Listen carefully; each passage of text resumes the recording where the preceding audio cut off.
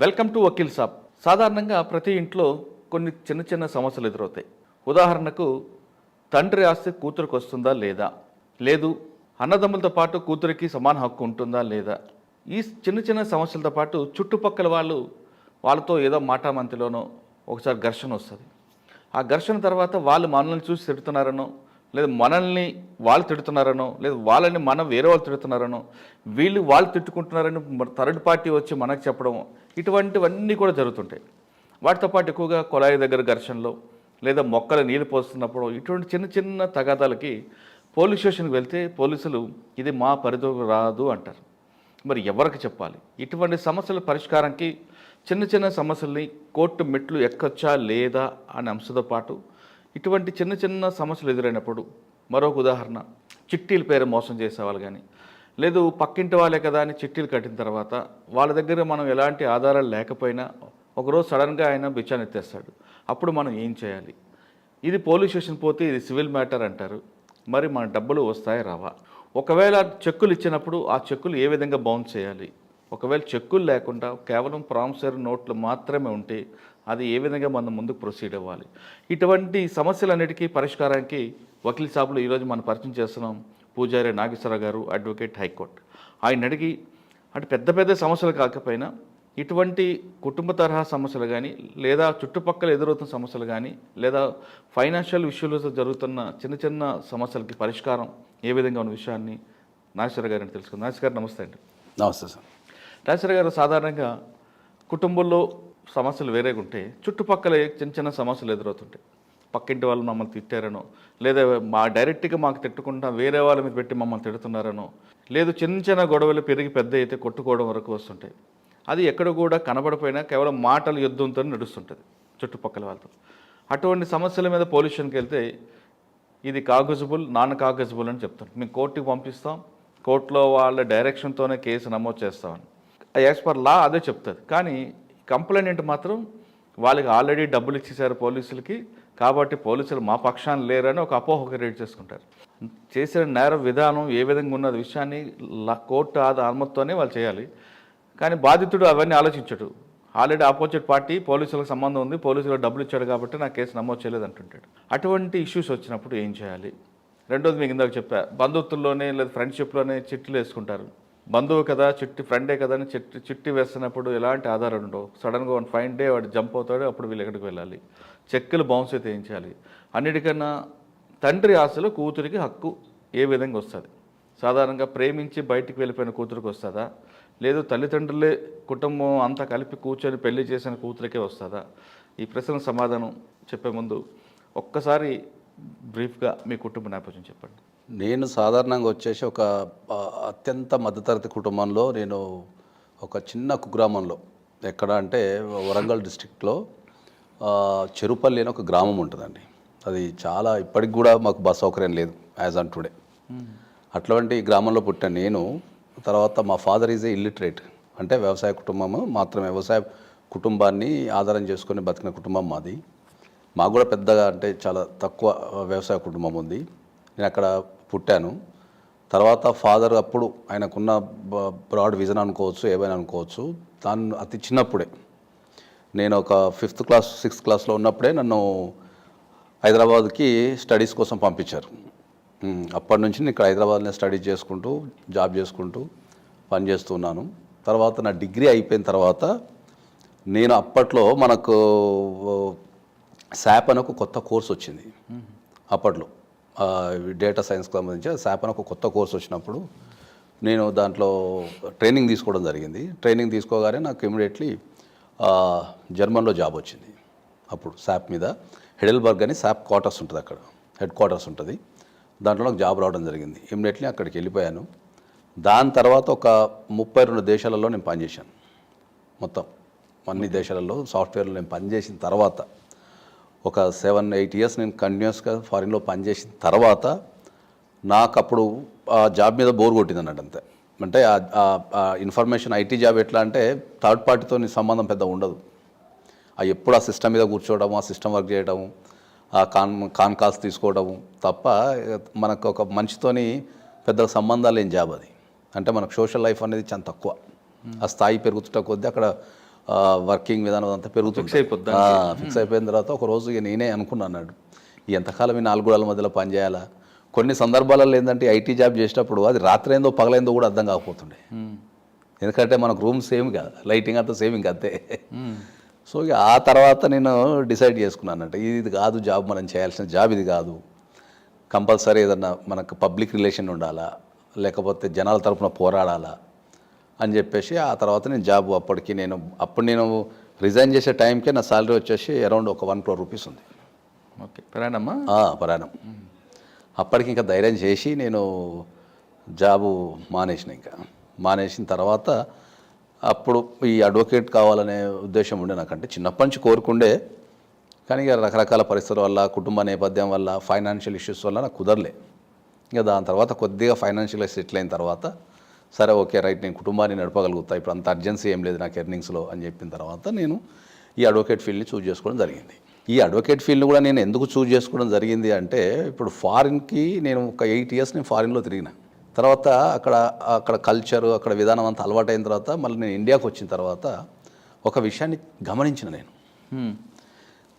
ఏంటంటే, చాలా అంటే అక్కడ ఫారిన్లో ఏంటంటే ఫస్ట్ చట్టానికి విలువిస్తారు, తర్వాత వ్యక్తిగత అభిప్రాయాలకి, వ్యక్తిగత అవసరాలకి విలువిస్తారు. మన దేశంలో ఏం చేస్తారంటే చట్టం అనేది ఇప్పటికీ ఒక కొరకరాని కొయ్య కిందనో, అంటరాని తనం కిందనో ఉండిపోయింది. ఎందుకంటే ఇప్పటికీ నా దగ్గరికి, ఇప్పుడు యాజ్ ఏ అడ్వకేట్ ఇప్పటికీ నా దగ్గరికి ఐఐటీలో పనిచేసే వ్యక్తులు కావచ్చు, లేదా పెద్ద పెద్ద సంస్థలలో పనిచేసే వ్యక్తులు కావచ్చు, వాళ్ళు మనకి ఏం చెప్తుంటారంటే, సార్ ఇప్పటిదాకా మా ఇంటా వంట నేను పోలీస్ స్టేషన్ పోలేదు సార్ అంట. పోలీస్ స్టేషన్కి పోవడం అనేది నామూషియం కాదు. పోలీసులు అనేది ఒక రక్షణ వ్యవస్థ, మనల్ని కాపాడడానికి, మనకు సమాజంలో ఉన్న శాంతి భద్రతలని చూసుకోవడానికి ఉన్న రక్షణ వ్యవస్థ అది. కానీ వాళ్ళు ఎట్లా ఫీల్ అవుతారంటే, సార్ ఇప్పటికి నేను మా ఇంటి వంట పోలేదు, మా పరుగు పోయింది సార్, పోలీస్ స్టేషన్ పోలీసు వాళ్ళు మా ఇంటికి వచ్చారు సార్, లేకపోతే ఇంతవరకు మేము కోర్టుకు పోలేదు సార్ అంటారు. కోర్టుకు పోవడం అనేది నామోషయం కాదు. రాజ్యాంగం నీకు కొన్ని హక్కులు ఇచ్చింది, కొన్ని రైట్స్ ఇచ్చింది, కొన్ని హక్కులు ఇచ్చింది, కొన్ని ఫెసిలిటీస్ ఇచ్చింది. నువ్వు ఈ దేశంలో ప్రశాంతంగా బతకడానికి ఒక జీవన విధానాన్ని ఇచ్చింది. దాన్ని ఎక్సర్సైజ్ చేసుకోవడానికి నీకేమైనా అన్యాయం జరిగినప్పుడు కానీ, నీ రైట్స్కి ఎక్కడన్నా భంగం జరిగినప్పుడు కానీ మీరు కోర్టుకు వెళ్ళి ఎక్సర్సైజ్ చేసుకోమని చెప్తున్నది.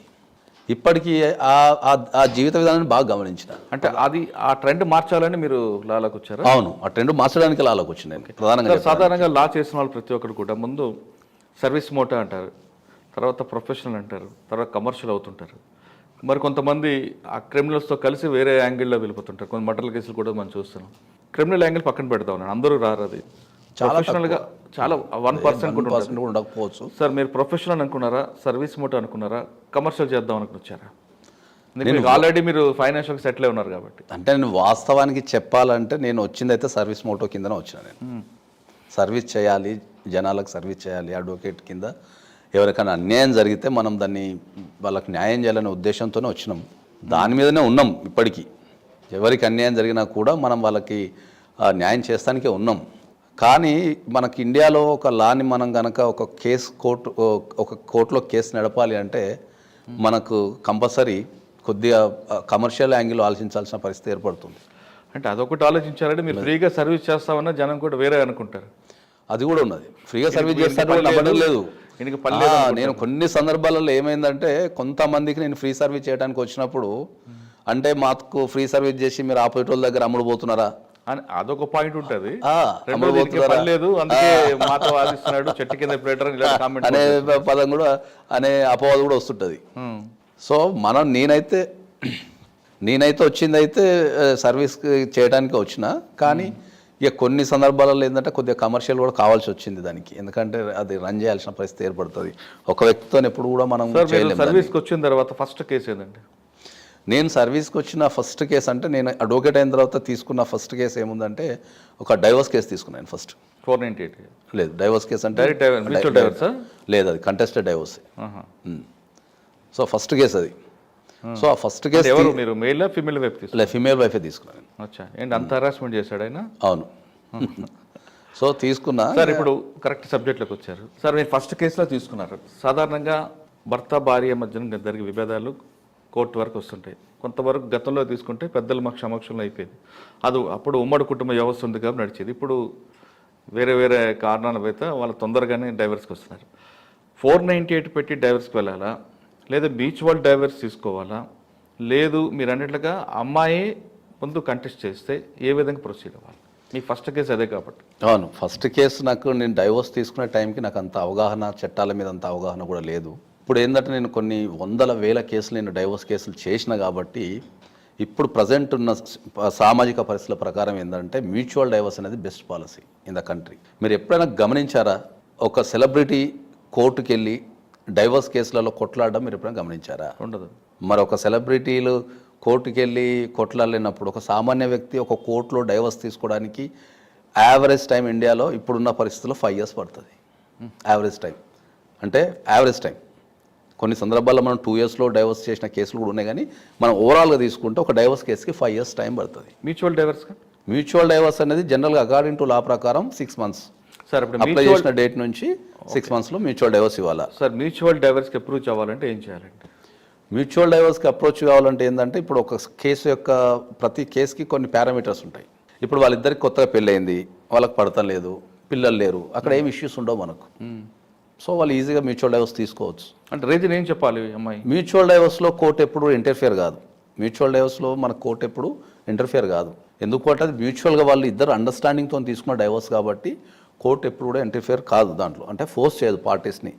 కాకపోతే కొన్ని సందర్భాలలో ఏంటంటే కోర్టు కౌన్సిలింగ్ ఇచ్చే అవకాశం ఉండొచ్చు.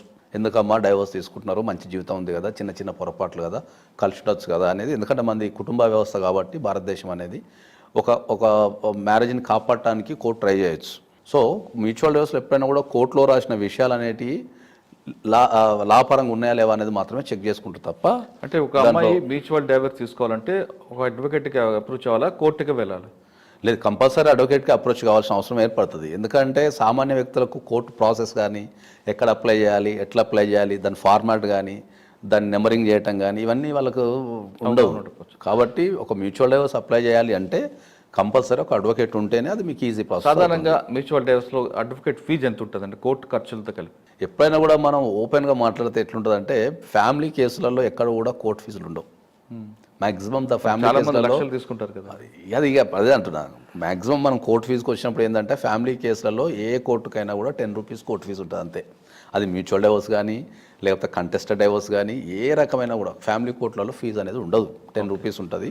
తర్వాత ప్రాసెసింగ్ అని చెప్పేసి ఇంకా కొన్ని 500 1,000 రూపాయలు ఇది నోటీసులు పంపడం అట్లాంటిది అంతే ఉంటుంది తప్ప కోర్టుకు సంబంధించి పెద్ద ఎక్స్పెన్సెస్ ఏమి ఉండవు. కానీ లాయర్కే ఉంటుందా? ఇవే ఫ్యామిలీ కేసుల్లో మొత్తం లాయర్ ఫీజే ఉంటుంది ఇంకా. సార్ ఇప్పుడు డాక్యుమెంట్ ఇచ్చాం, అమ్మాయి అడ్వకేట్ వెళ్ళింది, నాకు ఆయనకి ఇప్పుడు పడట్లేదు కాబట్టి మ్యూచువల్ డైవర్స్ అని కోర్టు ఫీజులకి లేదా లాయర్ గారి ఖర్చులకి ఇచ్చిన తర్వాత 6 నెలల సమయం ఎందుకు పడుతుందండి? చట్టం రాసేటప్పుడు ఏం చేశారు అంటే ఈ మ్యూచువల్ డైవర్స్ అనే దాని గురించి మనం మాట్లాడితే ఏంటంటే ఎక్కడైనా కూడా భార్యాభర్తల మధ్యలో ఏదైనా చిన్న అభిప్రాయాలు రావచ్చు, లేకపోతే వాళ్ళు అవగాహన లేకపోవచ్చు, కాబట్టి వాళ్ళకు ఒకరికొకరు పడకపోవచ్చు, లేకపోతే కుటుంబ నేపథ్యం ఉండకపోవచ్చు, మెచ్యూరిటీ లేకపోవచ్చు. సో వాళ్ళు ఎప్పుడైనా కోర్టుకి ఇమీడియట్లీ మ్యూచువల్ డైవర్స్ అని రాగానే వాళ్ళని విడగొట్టకుండా వాళ్ళ మధ్యలో ఏమైనా ఉన్నాయా ఒక 6 నెలల కాలం అనేది. ఎందుకంటే మనం ప్రత్యేకంగా చెప్పాల్సింది ఏంటంటే ఈ డైవర్స్ అనే ప్రాసెస్ ఎప్పుడైనా కూడా మనసుకు సంబంధించింది. ఓకే, ఒకటే వ్యక్తితో మీరు ఒక 6 నెలలు ట్రావెల్ చేస్తే ఆ వ్యక్తి ఒకసారి నచ్చుతాడు, ఒకసారి నచ్చడు. ఓకే, సో ఆ మ్యూచువల్ డైవర్స్ అనే ప్రాసెస్ అనేది అది ఎమోషనల్గా తీసుకున్న డెసిషనా లేకపోతే వాళ్ళు కంపల్సరీ స్టాండ్ అవుతారా, ఆ 6 months ఉండగలుగుతారా ఆ డెసిషన్ మీద అనేది మెయిన్ ప్రధాన కారణం. ఎందుకంటే ఇప్పుడు ఇంట్లో ఒక గొడవ అవుతుంది, నీతో నేను కలిసి ఉండలేను, చల్ రేపు పొద్దుల పోయి మనం కోర్టులో డైవర్స్ తీసుకుందాం అని చెప్పేసి ఆ పక్కన పోయి అప్లై చేసుకుంటా కోర్టు గ్రాంట్ చేసింది అనుకో, అప్పుడు ఆ ప్రాసెస్కి వాల్యూ ఉండదు. సో అది ఎమోషనల్ ఉండొచ్చు. తర్వాత మళ్ళీ ఒక 3 నెలల కరియర్ అప్పుడు ఆవేశపడి డైవర్స్ తీసుకున్నానే ఆ వ్యక్తి మంచోడు కదా, నేను తప్పర్థం చేసుకున్నానేమో, ఇట్లాంటి కాన్సెప్ట్లు అన్నీ ఉంటాయి. సో అందుకని ఒక 6 నెలల టైం ఏం చేస్తారు అంటే ఒక 6 నెలల టైంని కంపల్సరీ కోర్టు నిర్ణయించింది. సో 6 నెలల్లో వాళ్ళ డిసిషన్ మారకుండా అట్లనే ఉంటే దానికి మ్యూచువల్ డైవర్స్ మనం శాంక్షన్ చేయొచ్చు అనేది ఉంది కాన్సెప్ట్. సార్ మ్యూచువల్ డైవర్స్లో పిల్లలు ఉన్నారనుకోండి ఆ కేసులో, అప్పుడు కోర్టు యాక్సెప్ట్ చేస్తుందా? మ్యూచువల్ డైవర్స్ నెంబర్ 1 అండి, పిల్లలు ఉంటే యాక్సెప్ట్ చేస్తుందా? నెంబర్ 2, డైవర్స్ అయిపోయిన తర్వాత భర్త నుంచి నాకు భరణం కావాలని అడిగే హక్కు ఉంటుందా? నెంబర్ 2. నెంబర్ 3, మీరు అన్నట్లుగా సంవత్సరం తర్వాత మరొకసారి ఆమెతో రీజాయిన్ అవ్వాలి అని ఆయన అనుకున్నా లేదా ఈమె అనుకున్నా మళ్ళీ యాక్సెప్ట్ చేస్తుందా? ఇప్పుడు మ్యూచువల్ డైవర్స్కి వచ్చారకు పిల్లలు ఉన్నారనుకోండి, ఇప్పుడు మ్యూచువల్ డైవర్స్కి వచ్చారికి ఏమవుతుందంటే కోర్టుకి ఇంతకుముందు చెప్పినట్టు కోర్టు దాంట్లో ఇంటర్ఫియర్ కాదు. కాకపోతే ఆ మ్యూచువల్ డైవర్స్ డ్రాఫ్టింగ్లో రాసిన విధానం అనేది లీగల్గా ఉందా లేదా అనేది ఒకసారి చెక్ చేసుకుంటారు. ఈ మ్యూచువల్ డైవర్స్లో కోర్టు ఎప్పుడైనా ఇంటర్ఫియర్ కాదు కాబట్టి దానికి సంబంధించిన అడ్వకేట్లు ఎవరైతే ఉంటారో వారే కౌన్సిలింగ్ ఇచ్చి లా పరంగా ఏం చేయాలి అనే విషయాన్ని వాళ్ళు చాలా క్లారిటీగా వాళ్ళు చెప్పేస్తారు. పిల్లలు ఉన్నారనుకుందాం ఎప్పుడన్నా, ఇప్పుడు పిల్లలు ఉంటే మేమేం చేస్తాం, ఫస్ట్ పిల్లల కస్టడీ గురించి మాట్లాడతాం. పిల్లలు ఎవరి దగ్గర పెరగాల మ్యూచువల్ డైవర్స్లో, సో దాన్ని డిసైడ్ చేస్తాం. తండ్రి దగ్గర పెరగాలనా తల్లి దగ్గర పెరగాలి. అది మ్యూచువల్ అండర్స్టాండింగ్లో కొంతమంది ఏం చేస్తారు, పిల్లల్ని తల్లి దగ్గరనే ఉండమని చెప్తారు. కొంతమంది తండ్రి కూడా పిల్లల యొక్క కస్టడీ తీసేసుకుంటాడు. ఈ కస్టడీ అనేది మళ్ళీ పర్మనెంట్ కస్టడీ అనేది మనం రాయాలి కంపల్సరీ. ఎందుకంటే ఇవాళ రేపు ఎక్కడికి పోయినా కూడా అప్లికేషన్ ఫామ్స్లలో కొన్ని డీటెయిల్స్ అడుగుతున్నారు. సో ఆ కస్టడీ అనేది మనం కంపల్సరీ డిఫైన్ చేయాలి, ఫస్ట్ పాయింట్. రెండోది వచ్చేసి వాళ్ళకి సంబంధించిన ఎక్స్పెన్సెస్ ఏవైతే మెయింటెనెన్స్ అంటామో దానికి సంబంధించి కూడా దాంట్లో మనం డిఫైన్ చేయాలి. కొంతమంది ఏం చేస్తారంటే మెయింటెనెన్స్ ఎవ్రీ మంత్ ఇవ్వకుండా ఏం చేస్తారు, లంసమ్ అమౌంట్ ఇచ్చేస్తారు. ఒక 5 lakhs 10 lakhs 15 lakhs వాళ్ళ ఆర్థిక పరిస్థితులను బట్టి ఇచ్చేస్తారు. కొంతమంది ఏం చేస్తారు, పిల్లల పేరు మీద అసెట్స్ రాస్తారు. కొంతమంది ఏం చేస్తారు, నేను నెలకు ఒక 10,000 20,000 ఇస్తాను అని చెప్తాను. దాన్ని మనం కంపల్సరీ రాయాలి దాంట్లో. ఇంకా కొంతమంది ఏం చేస్తారంటే అసలు మేము ఏమి ఇవ్వమని చెప్పి రాసేస్తారు. పిల్లలకు మేము ₹1 కూడా ఇవ్వమని చెప్పి రాస్తారు. అది పార్టీస్ మధ్యలో ఉన్న అండర్స్టాండింగ్. సో దాన్ని మనం కంపల్సరీ పిల్లల కష్టం అనేది ఎక్కడ ఉండాలని ఒకటి రాయాలా. రెండోది వాళ్ళకి సంబంధించిన మెయింటెనెన్స్ కానీ ఎడ్యుకేషనల్ ఎక్స్పెన్సెస్ కానీ ఎవరు పెట్టుకుంటున్నారు, ఎట్లా పెట్టుకుంటున్నారు అనేది మనం డిఫైన్ చేయాలా. మూడోది చైల్డ్ కస్టడీ ఎవరి దగ్గర అయితే ఉంటుందో, పర్మనెంట్ చైల్డ్ కస్టడీ ఎవరి దగ్గర అయితే ఉంటుందో వాళ్ళ ఆపోజిట్ పర్సన్కి మనం విజిటింగ్ రైట్స్ అనేది కంపల్సరీ ఇవ్వాలి. ఎందుకంటే అది న్యాచురల్ గార్డియన్స్ కాబట్టి కంపల్సరీ మనం ఆపోజిట్ పార్టీకి మనం కొంతమంది వీక్లీ వన్స్ అడుగుతారు, కొంతమంది 15 daysకి ఒకసారి అడుగుతారు, కొంతమంది ఇయర్లీ వన్స్ అడుగుతారు. అది depend upon the parties and that's their situation. ఇక్కడ ఇష్యూలో తల్లి దగ్గర ఉండడానికి పిల్లలు ఇష్టపడతారు సాధారణంగా. తల్లి కూడా పిల్లల దగ్గర ఉంచుకోవాలనుకుంటుంది. భర్త ఏమంటాడంటే ఆమె వేరే వాళ్ళతో తిరుగుతుంది, ఇంకో పెళ్లి చేసుకోవచ్చు, నా పిల్లల్ని పాడు చేస్తుంది కాబట్టి ఆ పిల్లలు నాకే ఇవ్వండి అని అడిగే హక్కు కూడా ఉంటుంది. ఇప్పుడు ఏ విధంగా దాన్ని అటువంటి ఇష్యూస్ ఇప్పుడు దాన్నే మనం ఏమంటామంటే, ఇప్పుడు మ్యూచువల్ డైవర్స్లో అయితే ఎవరో ఒకరు ఒప్పుకుంటారు కాబట్టి మనకు ప్రాబ్లం లేదు. కానీ ఇలాంటి సందర్భాలలో అయితే కంపల్సరీ మనం కోర్టులోకి వెళ్ళి మనం చైల్డ్ కస్టడీ కేసు వేసుకోవాల్సింది. గార్డియన్ అండ్ వార్డ్స్ యాక్ట్ కింద చైల్డ్ కస్టడీ అంటే ఆ తల్లి దగ్గర పిల్లలు ఉండటం వల్ల చెడిపోతారు, లేకపోతే వాళ్ళ జీవితంలో వృద్ధి లేదు, వాళ్ళకి సరైన ఫెసిలిటీస్ తల్లి ఇవ్వలేదు, ఇటువంటి కండిషన్లో అని చెప్పేసి ఆ కండిషన్ని మనం మెన్షన్ చేస్తూ, ఇప్పుడు మీరు చెప్పిన దాంట్లో అడల్టరీ అంటారు దాన్ని. అంటే ఆ అమ్మాయి ఒక వ్యక్తితోని పెళ్ళైన తర్వాత ఒక వ్యక్తితోని సంబంధం పెట్టుకుంటే దాన్ని మనం అడల్టరీ అంటాం. సో అడల్టరీ బేసిస్ మీద కూడా మనం చైల్డ్ కస్టడీ చేసుకునే అవకాశం ఉంటుంది. కానీ ఆ పిల్లలు మెచ్యూర్ అయ్యే వరకు అప్పుడు వాళ్ళు డెసిషన్ తీసుకోవచ్చా? జనరల్గా చైల్డ్ కస్టడీ అనేది అప్ టు 18 years వరకు, అది మేల్ అయినా ఫీమేల్ అయినా కూడా అప్ టు 18 years వరకు వాళ్ళు ఫాదర్ కానీ మదర్ కానీ కస్టడీలో ఉంటారు. ఓకే, కంపల్సరీ ఉండాల్సిందే. వాళ్ళకి అప్పుడు అభిప్రాయం ఉండదు. ఒక్కసారి 18 years దాటితే ఇక వాళ్ళకి ఈ దేశంలో ఎవరి హక్కు ఉండదు. ఇక అంతే, ఇక తల్లి హక్కు ఉండదు, తండ్రి హక్కు ఉండదు చట్ట ప్రకారం. మ్యూచువల్ డైవర్స్ గురించి మీరు చెప్పారు. మీరు చేసిన కంటెస్ట్ కేసు గురించి చెప్పండి ఒకసారి. కంటెస్ట్ అంటే మేము చాలా రకాల కంటెస్ట్ అంటే మనం ఫస్ట్ కేసు ఆమె హెయిర్ హోస్టెస్ మన దగ్గరికి వచ్చి హస్బెండ్ బాగా తాగుతాడు, పని చేయడు, నేనే కష్టపడి పని చేస్తున్నా, తర్వాత మొత్తం కుటుంబాన్ని మొత్తం నేనే అది చేస్తున్నాను, నాకు లవ్ మ్యారేజ్, పెళ్లి చేసుకునే టైంకి నాకు ఆస్తులు ఉన్నాయి, అవి ఉన్నాయి, ఇవి ఉన్నాయి అని చెప్తే దెన్ ఓకే మీ ఇద్దరం లవ్ మ్యారేజ్ చేసుకొని ఉన్నాము. తర్వాత ఆఫ్టర్ లవ్ మ్యారేజ్ తర్వాత పెళ్ళి అయిన తర్వాత అతని నిజ స్వరూపం బయటపడ్డది. అతనికి ఏ రకమైన వర్క్ కానీ లేకపోతే అంబిషన్స్ కానీ ఏం లేవు, ఆల్వేస్ తాగటం, తినటం, ఇంట్లో పడుకోవటం, కొట్టడం లాంటివి చేస్తున్నారని చెప్పారు. ఇంకా అప్పుడు మనం వచ్చిన తర్వాత ఏం చేసినామంటే మనం మ్యూచువల్ డైవర్స్ అది మనకు కంటెస్టెడ్ డైవర్స్ అప్లై చేసిన తర్వాత 2-3 కౌన్సిలింగ్లో ఆ అబ్బాయి కూడా నాకు ఇంట్రెస్టెడ్ లేదు అని చెప్తే మనం దాన్ని మ్యూచువల్కి మార్చేసి ఇచ్చేసినాం మనం. అచ్చా, ఇప్పుడు మీరు చెప్తున్న కేసులోనే సాధారణంగా అటువంటి కేసులు ఎక్కువ కనిపిస్తుంటాయండి. జనరల్గా లవ్ మ్యారేజ్ ఉంటుంది, తర్వాత అబ్బాయిని ప్రేమించి అమ్మాయి ఇంట్లోకి వస్తుంది. మీరు అన్నట్లుగా ఇంటికి వచ్చిన తర్వాత ఈ అమ్మాయి ఆదాయం మీద ఆధారపడ్డ అతను చెడు అలవాట్లు బానిసై చేస్తుంటాడు. కానీ ఈ అమ్మాయి మాత్రం భర్తే కదా, ఇప్పటికైనా మారుతాడు కదా అని ఆమె సంపాదన అంతా కూడా ఇల్లు కొంటుంది, ఇంకా రకరకాలన్నీ కొంటుంది. వన్ ఫైన్ డే ఇద్దరి మధ్య డిస్ప్యూట్స్ వస్తుంది. వచ్చినప్పుడు ఈ అమ్మాయి నేను కొన్న ప్రాపర్టీ నాకు హ్యాండ్ ఓవర్ చేయి అని అడగ హక్కు ఉందా? లేదు ఇద్దరం కలిపి ఉన్నాం, లేదంటే ఆయన ఏం చేస్తాడంటే ఒక 2-3 ఈఎంఐలు పే చేసి వస్తాడు, ఇందులో నా ఆస్తి కూడా ఉంది అని ఆయన అడిగే హక్కు ఉందా? ఇప్పుడు మనకు ఇది ఇప్పుడు ఇప్పుడు మీరు చెప్పిన ఏదైతే ఇష్యూ ఉందో అది ప్రజెంట్ అది ఒక బర్నింగ్ టాపిక్ కింద మ్యాట్రిమోనల్ ఇష్యూస్. ఎందుకు చెప్తున్నా అంటే ఏంటంటే ఇప్పుడు పెళ్ళి కాగానే ఇప్పుడున్న సమాజంలో పరిస్థితులు మనం ఇప్పుడు మాట్లాడే టైంకి ఏంటంటే బోత్ ఆర్ వర్కింగ్ ఉంటున్నారు. జనరల్గా బోత్ ఆర్ మ్యాక్సిమం టైమ్స్లో వర్కింగ్ ఉంటున్నారు. కొన్ని సందర్భాల్లో వర్కింగ్ లేకున్నా కూడా మన భారతదేశంలో ఏమైందంటే పెళ్లి టైంలో మనం దానిగా ఇప్పుడు ఓపెన్ డిబేట్లో మాట్లాడితే దాన్ని డౌరీ అనొచ్చు, గిఫ్ట్ అనొచ్చు, అరే ఆడపిల్ల కదా ఉండొచ్చు అని కొద్దిగా మనం క్యాష్ ఇవ్వటం కానీ అసెట్స్ ఇవ్వటం కానీ చేస్తుంటాం. సో ఈ 2 సందర్భాలలో ఏంటంటే అమ్మాయి తరపు నుంచి కనుక వీళ్ళు ఏం చేస్తున్నారంటే పెళ్లి కాగానే అరే మనం కొత్తిల్లు కొనుక్కుందాం, ఇద్దరు ఎంప్లాయీస్ ఉన్నారు అనుకో, ఈఎంఐ కట్టుకోవచ్చు, ఒక కొత్తిల్లు కొనుక్కుందామనో లేకపోతే ట్యాక్స్ బెనిఫిట్స్ కోసమో వీళ్ళు ఆలోచన లేకుండా ఇద్దరి పేరు మీద తీసేసుకుంటారు.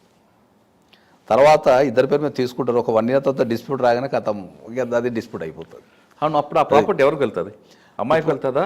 దీంట్లో అదే చెప్తున్నా, 2 అంశాలు ఉంటాయి. మనం అకార్డింగ్ టు లా ప్రకారం వెళ్తేనేమో ఆ ప్రాపర్టీ ఇద్దరికి సరి సమానం ఉంటుంది, ఎందుకంటే వాళ్ళ ఇద్దరి పేరు మీద రిజిస్టర్ అయింది కాబట్టి ఇద్దరికి సరి సమానం ఉంటుంది. ఓకే, ఇంకా లోతుల్లో కంటే ఎక్స్పర్ట్ అడ్వైజ్ ఇవ్వాలి అనుకుంటే ఎవరైతే పెట్టుబడి పెడతారో అంటే ఎవరైతే ఇన్వెస్ట్ చేస్తారో వాళ్ళు సివిల్ కోర్టుకి వెళ్ళి ఆ ఇన్వెస్ట్మెంట్ని లాక్కునే అవకాశం కానీ అంటే మళ్ళీ తిరిగి తీసుకునే అవకాశం కానీ, లేకపోతే ఇప్పుడు నేనున్నా అనుకుందాం, ఇద్దరం నేను మా వైఫ్ పనిచేస్తున్నారు, నేనే మొత్తం సంపాదించిన, నేనే ఈఎంఐ కడుతున్నా, నేనే దానికి కావాల్సిన అడ్వాన్స్ ఒక 10 lakhs 15 lakhs నేనే కట్టిన అన్నీ, కానీ నేనేం చేసిన మా వైఫ్ పేరు యాడ్ చేసుకొని నేను రిజిస్ట్రేషన్ చేసుకున్నా, ఇద్దరి పేరు మీద రిజిస్ట్రేషన్ చేసుకున్నాం. రేపు ఏదైనా డిస్ప్యూట్ వచ్చినప్పుడు అది కంపల్సరీ ఏమవుతుంది అంటే అకార్డింగ్ టు లా వెళ్తేనేమో ఇద్దరి పేరు మీద రిజిస్ట్రేషన్ కాబట్టి 50-50.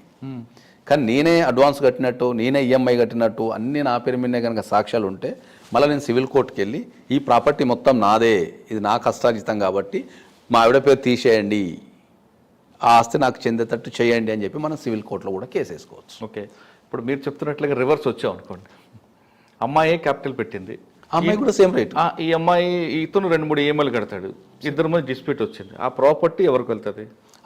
అదే వాళ్ళు ఒకవేళ ఇద్దరు శిరసగం చేసుకుంటా అంటే ఇద్దరికి వెళ్ళిపోతుంది అకార్డింగ్ టు ద డాక్యుమెంట్. కరెక్టే, లేదా అమ్మాయి క్లెయిమ్ చేసుకోవాలంటే సివిల్ కోర్టులో కేసు వేసుకోవచ్చు. అది కేసు నడుస్తున్న టైంలో ఇప్పుడు ఆ ఇంట్లో ఎవరు ఉండాలి? అమ్మాయి ఉండొచ్చా, అబ్బాయి?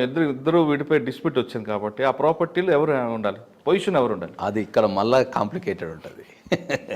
ఏం కాంప్లికేటెడ్ అంటే ఏంటంటే మ్యాట్రిమోనల్ చట్టాలు ఏం చెప్తాయంటే ఇర్రెస్పెక్టివ్ ఆఫ్ ద ఓనర్షిప్, అది ఓనర్షిప్ అనేది మొగుడు పేరు మీద ఉందా, భార్య పేరు మీద ఉందా, భార్యాభర్తల పేరు మీద ఉందా, అత్తామామల పేరు మీద ఉందా, వాళ్ళు రెంటుకుంటున్నారా, అది సొంత ప్రాపర్టీనా అనేది మ్యాట్రిమోనల్ ఇష్యూస్కి వచ్చినప్పుడు సంబంధం లేదు.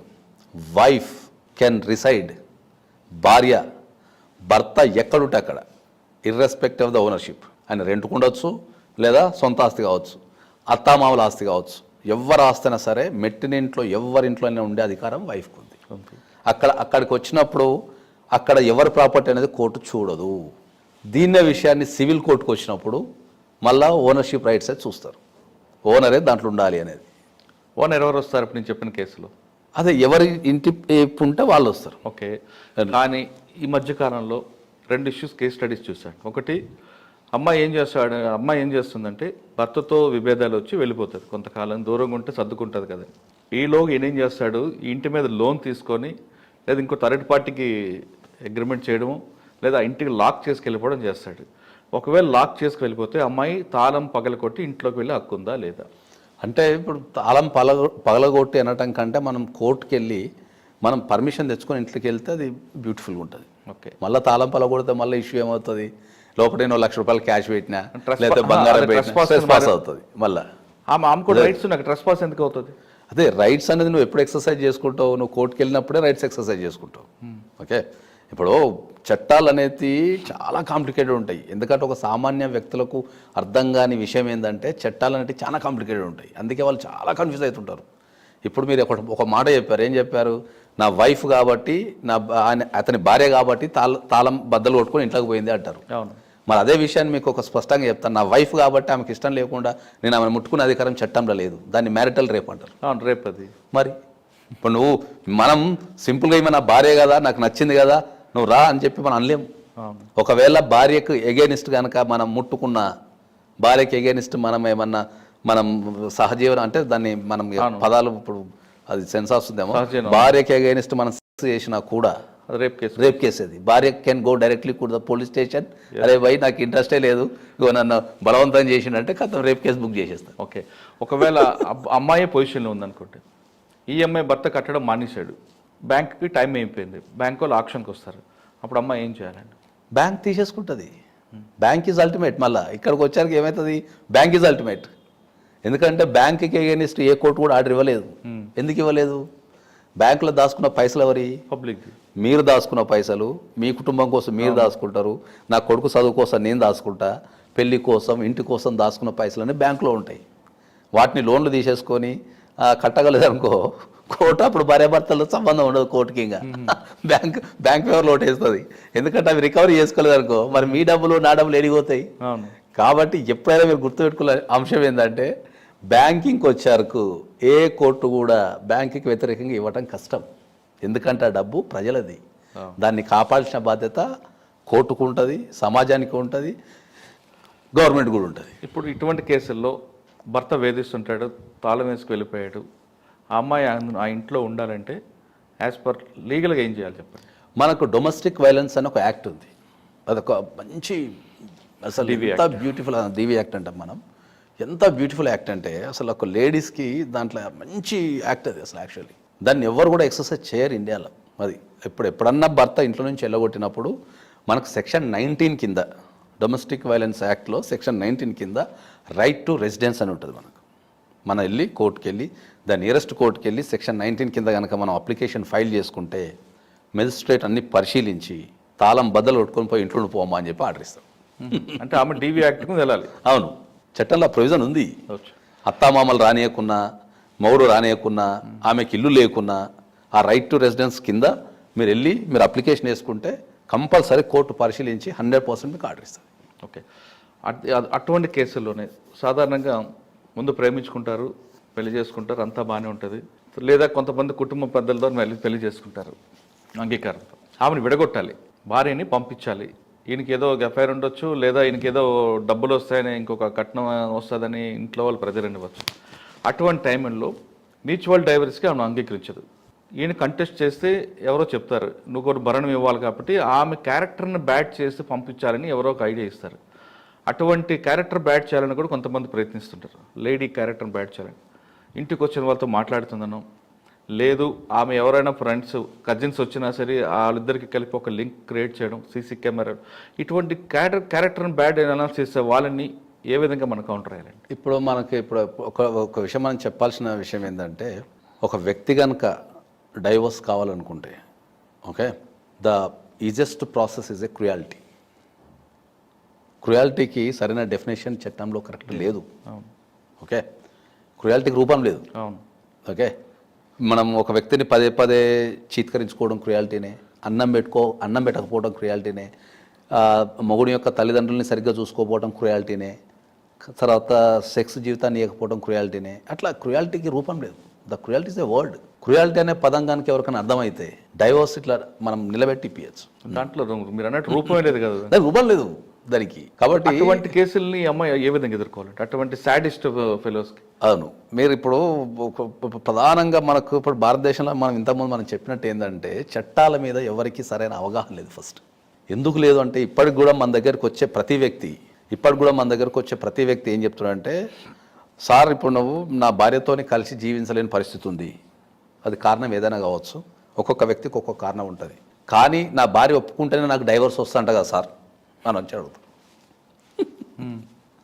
చట్టం రాసేటప్పుడే మీకు డైవర్స్, అది మనకి హిందూ మ్యారేజ్ యాక్ట్ రాసేటప్పుడే అక్కడ భార్య భర్త అనే పదం ఉపయోగించలే, స్పౌస్ అనే పదం ఉపయోగించారు. ఇది స్పౌస్ అనే పదమే ఉపయోగించారు, భార్యాభర్త అనే పదం లేదు దాంట్లో. ఓకే, సో నీకు ఒక వ్యక్తితోని కలిసి జీవించలేని పరిస్థితి ఉన్నప్పుడు నువ్వు కోర్టుకు వచ్చి అప్లై చేసుకునే చెప్తుంది తప్ప, నువ్వు ఒక భర్త అప్లై చేస్తే భార్య ఒప్పుకుంటేనే డైవర్స్ వస్తున్న సిస్టమ్ లేదు. అసలు ముందు ఆ భ్రమ నుంచి బయట అసలు లేదు, ఆ భ్రమ నుంచి బయటకు రావాలి. ఫస్ట్ ఒక వ్యక్తితో నేను కలిసి జీవించలేను, ఏదైనా కారణం కావచ్చు, ఆ కారణం పట్టుకొని నువ్వు కోర్టుకు వెళ్ళాలా. కోర్టుకు వెళ్ళినప్పుడు కోర్టు పరిశీలించి మీకు ఆ డైవర్స్ ఇవ్వాలా వద్దా, ఈ వ్యక్తితో కలిసి జీవించే పరిస్థితి ఉందా లేదా అనేది పరిశీలించే ఇస్తుంది. కాదు లేదు సార్ నాకు పలానా వ్యక్తి చెప్పాడు సార్ మా ఆవిడ ఒప్పుకుంటేనే డైవర్స్ వస్తుంది కదా, మా ఆవిడ గంటకోసారి నేను ఒప్పుకుంటేనే డైవర్స్ వస్తుందిరా అని చెప్పేసి నాకు ఫోన్ చేసి బెదిరిస్తుంది సార్, నేను ఒప్పుకోకుండా నీకు డైవర్స్ ఎవడిస్తారని బెదిరిస్తుంది సార్ అని చెప్తారు. సో ఫస్ట్ ఆ భ్రమ నుంచి బయటికి రావాలి. రెండోది మీకు చాలామందికి అర్థం కాని విషయం ఏంటంటే especially when it comes to the matrimonial issues సమస్య ఒక్కటే ఉంటుంది. ఏంటది? కలిసి ఉండాలా విడిపోవాలి. సమస్య ఒకటే. పార్టీస్ ఇద్దరు ఉంటారు, భార్య భర్త. చట్టాలు ఒక 6 నుంచి 7 ఉన్నాయి. ఏ చట్టానికి ఆ చట్టమే మళ్ళా, ఒకదాన్ని కలపనికి లేదు. ఇంత మీద మీరు బర్ణం అన్నారు, బర్ణానికి వేరే చట్టం అది. ఓకే, కలిసి ఉండటం విడిపోవడం అనేది డైవర్స్. చైల్డ్ కస్టడీకి మళ్ళీ వేరే చట్టం, పిల్లలు ఎక్కడ ఉండాలి. డొమెస్టిక్ వైలెన్స్కి వేరే చట్టం, హరాస్మెంట్కి మళ్ళీ 498. ఓకే, అట్లా ఇవి అర్థం కావు. ఇవి అన్నీ మనం ఏం చేస్తుంటాం, మనం అన్నీ మిక్సీ తిప్పేస్తాం, అన్నీ ఒకటే అనుకుంటుంటాం. సో అది అందరికి అర్థం కాక ఏంటంటే కామన్ క్వశ్చన్స్ ఏంటంటే మా ఆవిడ ఒప్పుకుంటేనే డైవర్స్ వస్తుందట కదా అనే పదం చాలా వాడుతుంటారు. ఇంకా అత్యంత ఇప్పటికీ ఉన్న అతిపెద్ద రూమర్ ఏం తెలుసా, మగవాళ్ళు డైవర్స్ అప్లై చేసుకుంటే రావంట కదా.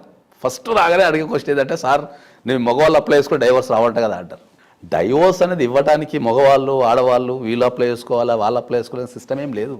నువ్వు ఒక వ్యక్తితోని కలిసి జీవించలేని పరిస్థితి కారణం ఏదైనా కావచ్చు, అది క్రుయాలిటీ కావచ్చు, అడల్టరీ కావచ్చు, డిజర్షన్ కావచ్చు, లేకపోతే మనకు రోగాలు ఉండొచ్చు, ఇంకేదైనా. అదేలేండి, మీరు డైరెక్ట్ కోర్టుకి వెళ్ళి అబ్బాయిని అమ్మాయిని అప్లై చేసుకుంటే కోర్టు దాంట్లో ఉన్న విషయాలను పరిశీలించి ఓకే రైట్ ఈయన చెప్పింది నిజమే, ఈయన ప్రూవ్ చేసుకున్నాడు కాబట్టి నేను డైవర్స్ ఇస్తున్నా అంటారు. ఓకే, ఇప్పుడు నేను అడిగిన క్వశ్చన్ ఆన్సర్ ఏంటంటే, అమ్మాయి క్యారెక్టర్ని బ్యాడ్గా క్రియేట్ చేస్తుంది. ఇప్పుడు మనం అమ్మాయి క్యారెక్టర్ని ఇప్పుడు చట్ట ప్రకారం వస్తే మళ్ళీ ఏమవుతుందంటే, అమ్మాయి క్యారెక్టర్ని బ్యాడ్ చేయడం అంటే ఏంది అనేది ఒక ఫస్ట్ క్వశ్చన్ మనకు. ఇప్పుడు అమ్మాయి క్వశ్చన్ని మనం బ్యాడ్ చేయడం అంటే ఒక వ్యక్తితో తిరగడం ద్వారానో, ఇప్పుడు ఐ లవ్ యూ అనేది మన మన మన మన జనరల్ సమాజంలో ఐ లవ్ యూ అనేది మన కొద్దిగా అది ఇద్దరు ప్రేమించుకునే వ్యక్తులకు అది స్వీట్ వర్డ్, కానీ కొద్దిగా అది మనం మార్కెట్లోకి వచ్చేస్తే అది నెగిటివ్ వర్డ్. అది ఇప్పుడు ఒక అబ్బాయి ఒక అమ్మాయిని ఒక ఫ్రెండ్షిప్లో ఐ లవ్ యూ అని చెప్తే దాన్ని ఎంతమంది దాన్ని పాజిటివ్గా తీసుకోగలుగుతారు? చట్టంలో ఐ లవ్ యూ అనే వర్డ్ అది నార్మల్ వర్డ్. అది నువ్వు ఐ లవ్ యూ అనేది ఎవరికైనా చెప్పొచ్చు. అది నువ్వు భార్యకి చెప్పొచ్చు, నీకు ఒక ఫ్రెండ్ అంటే ఒక అమ్మాయి ఒక ఫ్రెండ్ ఉంటే అమ్మాయికి చెప్పొచ్చు, కొడుకు చెప్పొచ్చు, ఫాదర్కి చెప్పొచ్చు. I love is a word, general word. అది దాంట్లో పెద్ద భూతం ఉండదు. అదే ఒక అమ్మాయి ఒక అబ్బాయికి ఐ లవ్ యూ చెప్పింది అనుకుందాం, అంటే ఒక గుడ్ ఇంటెన్షన్తో, వాళ్ళిద్దరి మధ్యలో ఏ రకమైన రిలేషన్షిప్ లేదు, వాళ్ళిద్దరు ఒక మంచి ఫ్రెండ్స్, ఐ లవ్ చెప్పింది అనుకో, మనోడు ఏం చేస్తాడు, సార్ ఐ లవ్ చెప్పింది సార్ ఇద్దరి మధ్య లేదు సార్ అని చెప్పి స్టార్ట్ చేసేస్తాడు. కానీ చట్టంలో అది ఐ లవ్ యూ అనేది అది that's a very common word. So ఒక అమ్మాయిని మనం బ్యాడ్ చేయటం అనేది మనం చేసినా దానికి సంబంధించిన ప్రూఫ్స్ అనేది కంపల్సరీ కావాల్సిందే. కోర్ట్ అనేది ఎప్పుడు కూడా ఎవిడెన్స్ మీదనే ఆధారపడి జడ్జిమెంట్లు ఇస్తారు. ఇప్పుడు నువ్వు చెప్పిన కేసుల్లో అమ్మాయి భార్య యొక్క క్యారెక్టర్ని బ్యాడ్గా క్రియేట్ చేయడానికి కొంతమంది ఫ్రెండ్స్ సహకారం తీసుకొని ఏమైనా క్రియేట్ చేసి వెళ్తే అది కోర్టుకి వెళ్ళొచ్చు. పొలిటిషన్లో కానీ ఆ అమ్మాయి ఇన్వాల్వ్మెంట్ ఎంతవరకు ఉంది అనేది పాయింట్ దాంట్లో. ఇప్పుడు మనకు భారతదేశంలో ఏం చేశారు, 497ని తీసేశారు ఐపీసీ నుంచి. సుప్రీంకోర్టు క్లియర్గా 497ని తీసేసింది. ఏంది? అడల్టరీ అనేది క్రైమ్ కాదు, కానీ అడల్టరీ గ్రౌండ్ మీద మళ్ళీ నువ్వు డైవర్స్ తీసుకోవచ్చు. అంటే నా భర్త నా క్యారెక్టర్ని తప్పుతో పట్టిస్తున్నాడంటే ఆమె కంప్లైంట్ ఇవ్వచ్చు, పోలీస్ స్టేషన్లు ఇవ్వాలా లేదా సైబర్ క్రైమ్లు ఇవ్వాలా? అది ఇప్పుడు ఒకవేళ మనం ఏదైనా ఎలక్ట్రానిక్ పరికరాన్ని ఉపయోగించి మనం ఆ ప్రొపగండా చేస్తూ ఉంటే మనం సైబర్ క్రైమ్స్కి వెళ్ళాలి. ఓకే, ఒక ఫేస్బుక్లో కానీ లేకపోతే ఒక మొబైల్ ఫోన్ ద్వారా కానీ లేకపోతే ఒక కంప్యూటర్ని ఉపయోగించి ఏదన్నా ఒక ఎలక్ట్రానిక్ పరికరాన్ని ఉపయోగిస్తూ నేరం చేస్తేనేమో సైబర్ క్రైమ్స్కి వచ్చేస్తుంది. రైట్. జనరల్ ప్రొపగండా చేస్తేనేమో డైరెక్ట్ మనం పోలీస్ స్టేషన్కి వెళ్ళిపోవచ్చు. ఓకే, సెకండ్ క్వశ్చన్ అందులోనే, రియల్గా ఆమె క్యారెక్టర్ బాగాలేదనుకోండి, భర్త భరించలేకపోతుంటాడు, తన భార్య వేరే వాళ్ళతో తిరగడం అనేది ఆయన కల్లారా చూశాడు. అటువంటప్పుడు ప్రూఫ్ కోసం ఆయన ఏం చేయాలి? లేదా డైరెక్ట్గా అనుమానం ఉంది అంటూ వెళ్ళి పోలీస్ స్టేషన్ కంప్లైంట్ ఇవ్వాలా, కోర్టుకు వెళ్ళాలా? లేదు భార్యని రెడ్ హ్యాండే పట్టుకోవడానికి ఏమైనా ఎలక్ట్రికల్ డైవర్ట్స్ వాడుకుంటూ ఒక సీన్ క్రియేట్ చేయాలా? లేదా కొంతమంది పోలీసు సహకారంతో వెళ్ళి తలుపులు పగలగొట్టాలా? ఇక్కడ సిచ్యువేషన్ రియల్గా ఆమె అవునప్పుడు ఏదో రేర్ కేసుల్లో రియల్గా ఉన్నప్పుడు మనకు కంపల్సరీ ఎవిడెన్స్ ఇవ్వాల్సిందే. మనం ఎవిడెన్స్ ఏ విధంగా క్రియేట్? మనము ఉట్టినే వెళ్ళి నా భార్య వేరేటోళ్ళతో తిరుగుతుంది అనే విషయాన్ని మనం ఉట్టినే కోర్టుకు నోటి ద్వారా చెప్పడం ద్వారా కానీ రాతపూర్వకంగా చెప్పడం ద్వారా కానీ మనం ఎప్పుడు క్రియేట్ చేయలేం. మనకు ఎప్పుడైనా కూడా మనకు ఎక్కువ మనకు ఇప్పుడు మీరు చెప్పిన దాంట్లో ఎదురయ్యే సమస్యలు ఏంటంటే, మనకు ఫస్ట్ ఎలక్ట్రానిక్ ఎవిడెన్స్ తీసుకుంటున్నారు చాలామంది. ఎలక్ట్రానిక్ ఎవిడెన్స్ అంటే ఏంది? వాళ్ళు వాట్సాప్ చాటింగ్ చేసింది కావచ్చు, ఓకే, వాళ్ళు వాట్సాప్ చాటింగ్ చేసింది కావచ్చు, తర్వాత వాళ్ళు ఎక్కడన్నా రూములలో గడిపింది కావచ్చు, లేకపోతే వాళ్ళ ప్రైవేట్ ఫోటోలు కావచ్చు. ఓకే, ఇప్పుడు మనకు ఒక కొత్త ట్రెండ్ స్టార్ట్ అయింది మనకు భారతదేశంలో. ఓకే, ఎయిర్ రైడ్ అనే యాప్స్ ఉన్నాయి. ఆ యాప్ని మీరు కనుక మొబైల్ ఫోన్లో ఇన్స్టలేషన్ చేస్తే మీ మొబైల్ మొత్తం నా చేతిలోకి వచ్చేస్తుంది. అవును. ఆ యాప్ మీ మొబైల్లో ఉన్న విషయం కూడా ఎవరికి తెలియదు. మీకు తెలియదు అది కనిపించదు కూడా, ఎక్కడ కూడా కనిపించదు. సో ద ఎంటైర్ మొబైల్ మన చేతికి రావడం ద్వారా ఏమైందంటే మీరు చేసే వాట్సాప్ చాటింగ్లు కావచ్చు, నార్మల్ చాటింగ్లు కావచ్చు, లొకేషన్ కావచ్చు, మీ పిక్చర్స్ కావచ్చు, మీ ఈమెయిల్స్ కావచ్చు, ప్రతి ఇన్ఫర్మేషన్ మన దగ్గర ఉంటుంది. సో అట్లా కొంతమంది సేకరించుకుంటున్నారు. ఓకే, ఆ విధంగా చేయడం కూడా క్రైమే కదా. మీ మొబైల్లోకి నేను యాప్ పంపడం అనేది కూడా నేరం కదా. అవును, అది 100% క్రైమే అది. కాకపోతే ఇప్పుడు మన దగ్గరకు వచ్చినప్పుడు దాన్ని ఎట్లా ప్రూవ్ చేయాలా? ఇప్పుడు మనం యాప్ వేసినాం, ఇప్పుడు మీరు యాప్లో మనకు లొకేషన్ కనిపిస్తుంటుంది. మొన్న రీసెంట్గా ఒక చెప్తున్నా, మనకు సంబంధం లేకుండా ఒక భర్త ఒక అమ్మాయి దాంట్లో యాప్ వేసాడు. ఓకే, గమనిస్తున్నాడు. సో ఒక XYZ హోటల్లో ఆ అమ్మాయి ఆఫీస్ అని చెప్పిపోయి మార్నింగ్ 10 నుంచి XYZ హోటల్లో ఉంది. అమ్మాయి ఆఫీస్కి వెళ్ళినప్పుడు ఎక్కడ ఉండాలా? ఆఫీస్లో ఉండాలి. XYZ హోటల్లో ఉంది కదా. దెన్ ఇమ్మీడియట్లీ పోలీసులను తీసుకెళ్ళి అక్కడ రిసెప్షన్లో చెక్ చేసి సో రూమ్ నెంబర్ పోతే వేరే అబ్బాయితో ఉంది. ఓకే, సో అక్కడ పోలీసుల్లో రికార్డ్, అక్కడ క్రైమ్ లేకున్నా కూడా ఏమవుతుంది, అక్కడ స్టేట్మెంట్ అనేది రికార్డ్ చేస్తారు కాబట్టి దాన్ని మనం కోర్టులో ఎవిడెన్స్ కింద తీసుకునే అవకాశం ఉంటుంది. రైట్. అదే కేసులో ఆ అమ్మాయి మొబైల్లోకి యాప్ ఇవ్వడం కూడా సైబర్ క్రైమ్ కింద వస్తుంది కదా. మరి అబ్బాయి డెఫినెట్లీ చెప్తున్నా. ఇప్పుడు నా దగ్గర మొబైల్ ఉంది, ఆ సాఫ్ట్వేర్లో ఇప్పుడు ఈ కేసు అందుకే చెప్పిన మీకు. ఈ కేసు ఎందుకు చెప్పినా, ఇప్పుడు అమ్మాయికి సాఫ్ట్వేర్ ఉన్న విషయం తెలియదు, అబ్బాయికి తెలుసు. కానీ అబ్బాయి ఏం చేసిండు, నువ్వు పలానా హోటల్లో ఉన్నావు, నా దగ్గర సాఫ్ట్వేర్ ఉందని చెప్పడం కంటే ఫిజికల్గా ఏం చేసిండు, పోలీసులను తీసుకెళ్ళి ఆయన ఏం చెప్పిండు, నాకు ఎవరో నిన్ను హోటల్ దగ్గర చూసి నాకు ఎవడో ఫోన్ చేసిండు, నేను ఆయన పేరు చెప్పా, నువ్వు హోటల్లో దొరికినావా లేదా అట్లా. సో బిల్స్ తీసుకోవడం కావచ్చు, కొన్ని వాళ్ళు ఫిక్స్ తీసుకున్నప్పుడు కావచ్చు, మొబైల్ ఫోన్ అనేది the most dangerous thing. Okay sir, ఇంకొక క్వశ్చన్ ఇందులోనే. సాధారణంగా ప్రేమ, వివాహం అది కామన్. అది ఇప్పుడు ఎక్కువ ట్రెండ్ అదే నడుస్తుంది కాబట్టి, ట్రెండ్ నడుస్తుంది ఇప్పుడు కదా, ఎప్పటికీ నడుస్తుంటుంది. ఎప్పటికీ మనిషి ఫరెవర్ అది, దాన్ని మర్చిపోదాం.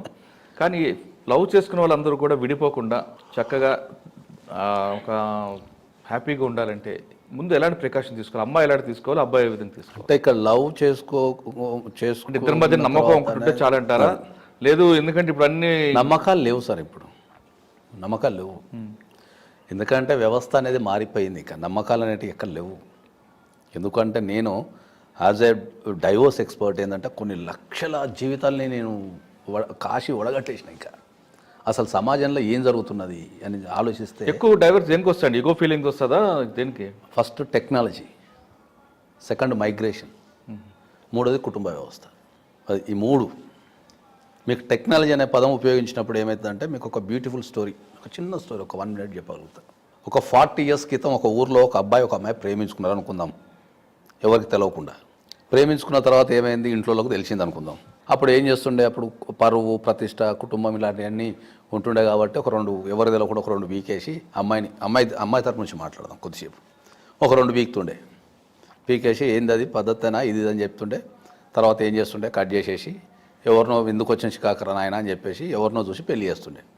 ఈ అమ్మాయి మహా అంటే ఒక 2 రోజులు ఏడుస్తుండే, ఒక 3 రోజులు ఏడుస్తుండే, ఒక 1 week ఏడుస్తుండే. తర్వాత పెళ్లి చేసుకొని మొగుంతో వెళ్ళిపోతుండే. ఆడికి వెళ్ళిపోయిన తర్వాత కూడా ఒక 4 రోజులు, 5 రోజులు, ఒక 1 month, 2 months మొగుంతో ఎడమొఖమో పెడముఖమో ఉంటుండి. తర్వాత పరిస్థితులకు హ్యాబిచ్యుటెడ్ అయిపోయి వీడిని మర్చిపోయి వానితో సంసార జీవితం గడుపుతుండే. ఇప్పుడు 2-3 yearsకి మళ్ళీ ఊరుకొచ్చినప్పుడు ఆ పాత బాయ్ ఫ్రెండ్ ఎవరైతే కనిపిస్తే ఇట్లా నవ్వి ఊరుకుంటుండే. కథ వారికి ఆ స్టోరీ అంతే కదా. అది బ్యూటిఫుల్. అది ద సేమ్ సిచ్యువేషన్ని నవేడేస్ మనం చేస్తే కొట్టిల్లు, మొబైల్ ఫోను, తెల్లవాళ్ళు బాత్రూంలో పోయి కూడా ఐలవులు చెప్పుకుంటున్నారు. ఇంక ఎక్కడ విడదీస్తారు చెప్పండి? పెళ్ళి జరుగుతుంటే కూడా ఐలవులు తాళి కడుతుంటే కూడా ఐలవులు చెప్పిన సంఘటనలు ఉన్నాయి. మొన్న ఒక కేసు వచ్చింది మా దగ్గరికి. అమ్మాయి బట్టలు మార్చుకోవడానికి పోయినప్పుడు బాయ్ ఫ్రెండ్ రూమ్లో ఉన్నాడు. కదా పెళ్లి పెటాకులు. అమ్మాయి బట్టలు మార్చుకునే రూమ్లో అబ్బాయి ఉన్నాడు. ఇంకా వాట్సాప్ అనేది అదే చెప్తున్నా. అంటే అప్పుడు లైఫ్ ఎంత బ్యూటిఫుల్ ఉండే టెక్నాలజీ లేనప్పుడు. ఇప్పుడు అటువంటి సమస్య రాకుండా ఏం చేయాలి? అమ్మాయిలు ఏం చేయాలి, అబ్బాయిలు ఏం చేయాలి? మనం కంపల్సరీ పెళ్లి చేసుకున్న తర్వాత కూడా ఈ టెక్నాలజీని ఇవన్నీ కూడా దాటుకుంటూ ఉండాలంటే ఈగో పక్కన పెట్టాలా, నమ్మకాన్ని క్రియేట్ చేసుకోవాలి. ఎప్పుడైనా ఏ రిలేషన్షిప్కైనా మనం వాస్తవంగా మాట్లాడితే నమ్మకం అనేది మోస్ట్ ఇంపార్టెంట్. ఎప్పుడైనా కూడా నేను లవ్ మ్యారేజ్ అయినా అరేంజ్డ్ మ్యారేజ్ అయినా కూడా ఇప్పుడు మనం ఒక విషయాన్ని మనం కనుక గమనిస్తే, ఇప్పుడున్న మార్కెట్ ట్రెండ్స్ గమనిస్తే, లవ్ మ్యారేజ్ అయినా అరేంజ్డ్ మ్యారేజ్ అయినా డైవర్స్ రేషియో అనేది ట్రెమెండస్గా పెరిగిపోయింది. అది ఏ మ్యారేజ్ అనేది కొద్దిసేపు మనం పక్కన పెట్టేస్తే. అవునండి. సో ఒక మ్యారేజ్ అయిన తర్వాత మీరు కంపల్సరీ మంచి జీవితాన్ని గడపాలి అంటే మీరు ప్రీ మ్యారిటల్ కౌన్సిలింగ్ అని తీసుకోవాలి కంపల్సరీ. ప్రీ మ్యారిటల్ కౌన్సిలింగ్ కావచ్చు, ప్రీ మ్యారిటల్ అగ్రిమెంట్ కావచ్చు, అది కంపల్సరీ మీరు చేసుకుంటే పెళ్ళయ్యే తర్వాత మీకు వచ్చే ఇబ్బందులు ఏమున్నాయి, వాటిని ఎట్లా అధిగమించాలా ఒకసారి అనేది చెప్పండి. అగ్రిమెంట్ ఏంటి, ప్రీ మ్యారిటల్ కౌన్సిలింగ్ ఎవరు? కౌన్సిలింగ్ అంటే ఏంటంటే ఎక్స్పర్ట్స్ ఎవరైనా కూడా కౌన్సిలింగ్ చేసే ఎక్స్పర్ట్స్ కావచ్చు, లేకపోతే ఇప్పుడు నాలాంటి ఒక అడ్వకేట్, ఎందుకంటే మనం మ్యాట్రిమల్ ఇష్యూస్లో ఆరితేరు ఉన్నాం కాబట్టి మనకు పెళ్లి తర్వాత వచ్చే సమస్య ఏముందనేది మనకు బాగా తెలిసిపోతుంది. మనలాంటి సమాజంలో ఉన్న వ్యక్తులు ప్రీ మ్యారిటల్ కౌన్సిలింగ్ అంటాం మనం దాన్ని. అంటే పెళ్లి తర్వాత ఏమేమి సమస్యలు ఎదురయ్యే అవకాశాలు ఉన్నాయి అనేది మనం పెళ్లికి ముందే మనం పరిష్కరించేస్తాం. ఇది మనకు కరోనా రాకముందు ఇంజెక్షన్ ఈ విధంగా రావచ్చు, జాగ్రత్త తీసుకోండి అని చెప్తాం. అగ్రిమెంట్ ఏంటండి? అగ్రిమెంట్ అంటే ప్రీ మ్యారిటల్ అగ్రిమెంట్ అనేది భారతదేశంలో ఇప్పుడు లేదు అంటే పెద్ద కుటుంబాలలో ఉంది. ఏదైతే ఈ 100 కోట్లు 1000 కోట్ల ఆస్తులు, ఈ పరువు ప్రతిష్టలు ఉన్న దాంట్లో ప్రీ మ్యారిటల్ అగ్రిమెంట్ అనేది ఉంది. ప్రీ మ్యారిటల్ అగ్రిమెంట్ అంటే ఏంటంటే పెళ్లి టైంలో ఇద్దరు వ్యక్తులు కలిసి చేసుకునే అగ్రిమెంట్ని మనం ప్రీ మ్యారిటల్ అగ్రిమెంట్ అంటాం. అది భారతదేశంలో లేదు, కానీ ప్రపంచ అన్ని దేశాలలో ఉంది. పెళ్ళికి ముందే వాళ్ళు అన్ని డిఫైన్ చేసేసుకుంటారు దాంట్లో.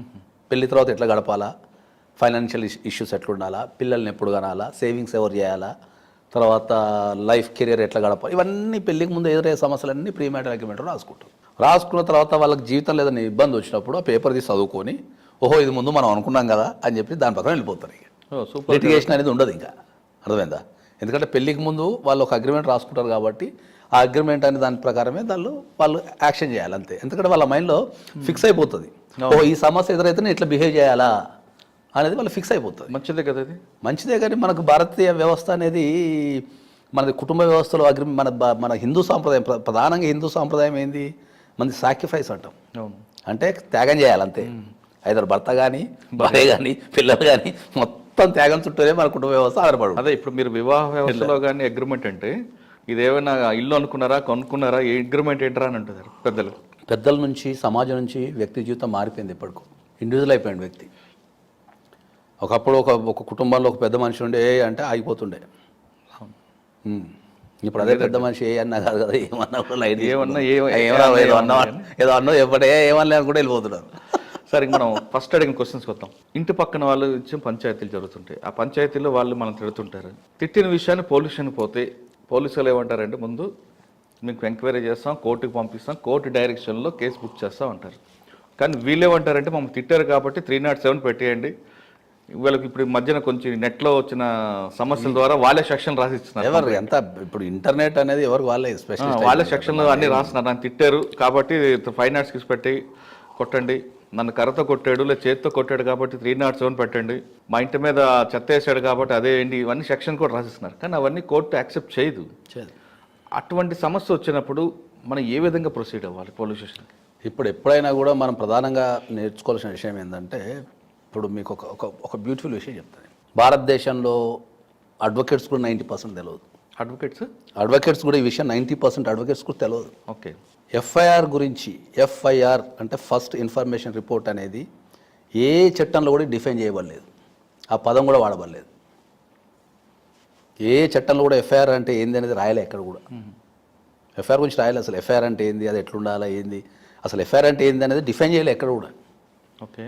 కానీ మనం దాన్ని కొన్ని వందల సంవత్సరాల నుంచి దాన్ని ఎఫ్ఐఆర్ అనే పదాన్ని వాడుతూ ఉన్నాం. ఓకే. అట్లనే ఏ విషయమైనా సరే, చిన్న విషయమైనా పెద్ద విషయమైనా ఒక పోలీస్ స్టేషన్కి వెళ్ళినప్పుడు దాంట్లో మీరు ఇంతకుముందు చెప్పినట్టు అది కాగ్నిజబులా నాన్ కాగ్నిజబులా అని ఉంటుంది. అందరికి అర్థమయ్యే భాషలో మనం కాగ్నిజబులా నాన్ కాగ్నిజబుల్ అని చెప్పాలంటే ఏముంటుందంటే, కాగ్నిజబుల్ అంటే ఏంటంటే సీరియస్ ఇన్ నేచర్, అంటే ఆ సీరియస్నెస్ ఉంటుంది కేసులో. నాన్ కాగ్నిజబుల్ అంటే ఇంతకుముందు మీరు చెప్పినట్టు పక్కింటోడు కొట్టిండు, ఎదురింటోడు కొట్టిండు అనేది నాన్ కాగ్నిజబుల్. అంటే అంత సీరియస్ ఉండదు అది. అంటే దాని మీద ఇమ్మీడియట్లీ చర్య తీసుకోవాల్సిన అవసరం లేదు. ఓకే. 1 గంట లేట్ అయినా, 4 గంటలు లేట్ అయినా దానివల్ల మునిగేదేమి ఉండదు. కాగ్నిజబుల్ ఏంటంటే కంపల్సరీ అది సీరియస్ ఇన్ నేచర్ కాబట్టి ఎవడన్నా వచ్చి కంప్లైంట్ ఇవ్వగానే ఇమ్మీడియట్లీ కేసు బుక్ చేసే అధికారం పోలీస్ ఆఫీసర్కి ఉంటుంది. మళ్ళీ బుక్ చేసిన తర్వాత అరెస్ట్ చేసే అధికారం కూడా పోలీస్ ఆఫీసర్కి ఉంటుంది. కానీ ఎక్కువగా పొల్యూషన్కి వచ్చి పెట్టి మ్యాటర్స్లో వస్తుంటాయి. వాస్తవంగా చెప్పాలంటే 80% పెస్ట్ మ్యాటర్స్ వస్తుంటాయి. 80%. ఒక పోలీస్ స్టేషన్ ఒక 1000 ఎఫ్ఐఆర్లు అయినాయంటే దాంట్లో సీరియస్గా ఉండి ఇది క్రైమ్ అని చెప్పగలిగితే ఒక 200 ఉంటాయి. మిగతా అన్ని 800 అంతా ఇదే పంచాయతీ ఉంటుంది ఎక్కువ. నన్ను తిట్టారు, ఇలా మా ఎదురింటి వాళ్ళు నా ఇంటి ముందు చెత్త వేశారు అనే సంఘటనని పోలీస్ స్టేషన్కి ఏ విధంగా వెళ్ళాలి? పోలీస్ స్టేషన్కి వెళ్ళాలా, అది కోర్టుకు వెళ్ళాలా? ఏదైనా ఒక కంప్లైంట్ మనం పోలీస్ స్టేషన్లో ఇచ్చినప్పుడు చట్టం ఏం చెప్తుందంటే ఏదైనా ఒక కంప్లైంట్ మనం పోలీస్ స్టేషన్లో ఇచ్చినప్పుడు మనకు అన్యాయం జరిగిందని మనం ఫీల్ అయిన తర్వాత మనం పోలీస్ స్టేషన్లో ఇచ్చిన తర్వాత పోలీస్ వాళ్ళు కనుక రెస్పాండ్ కాకపోతే we have a right to approach the court.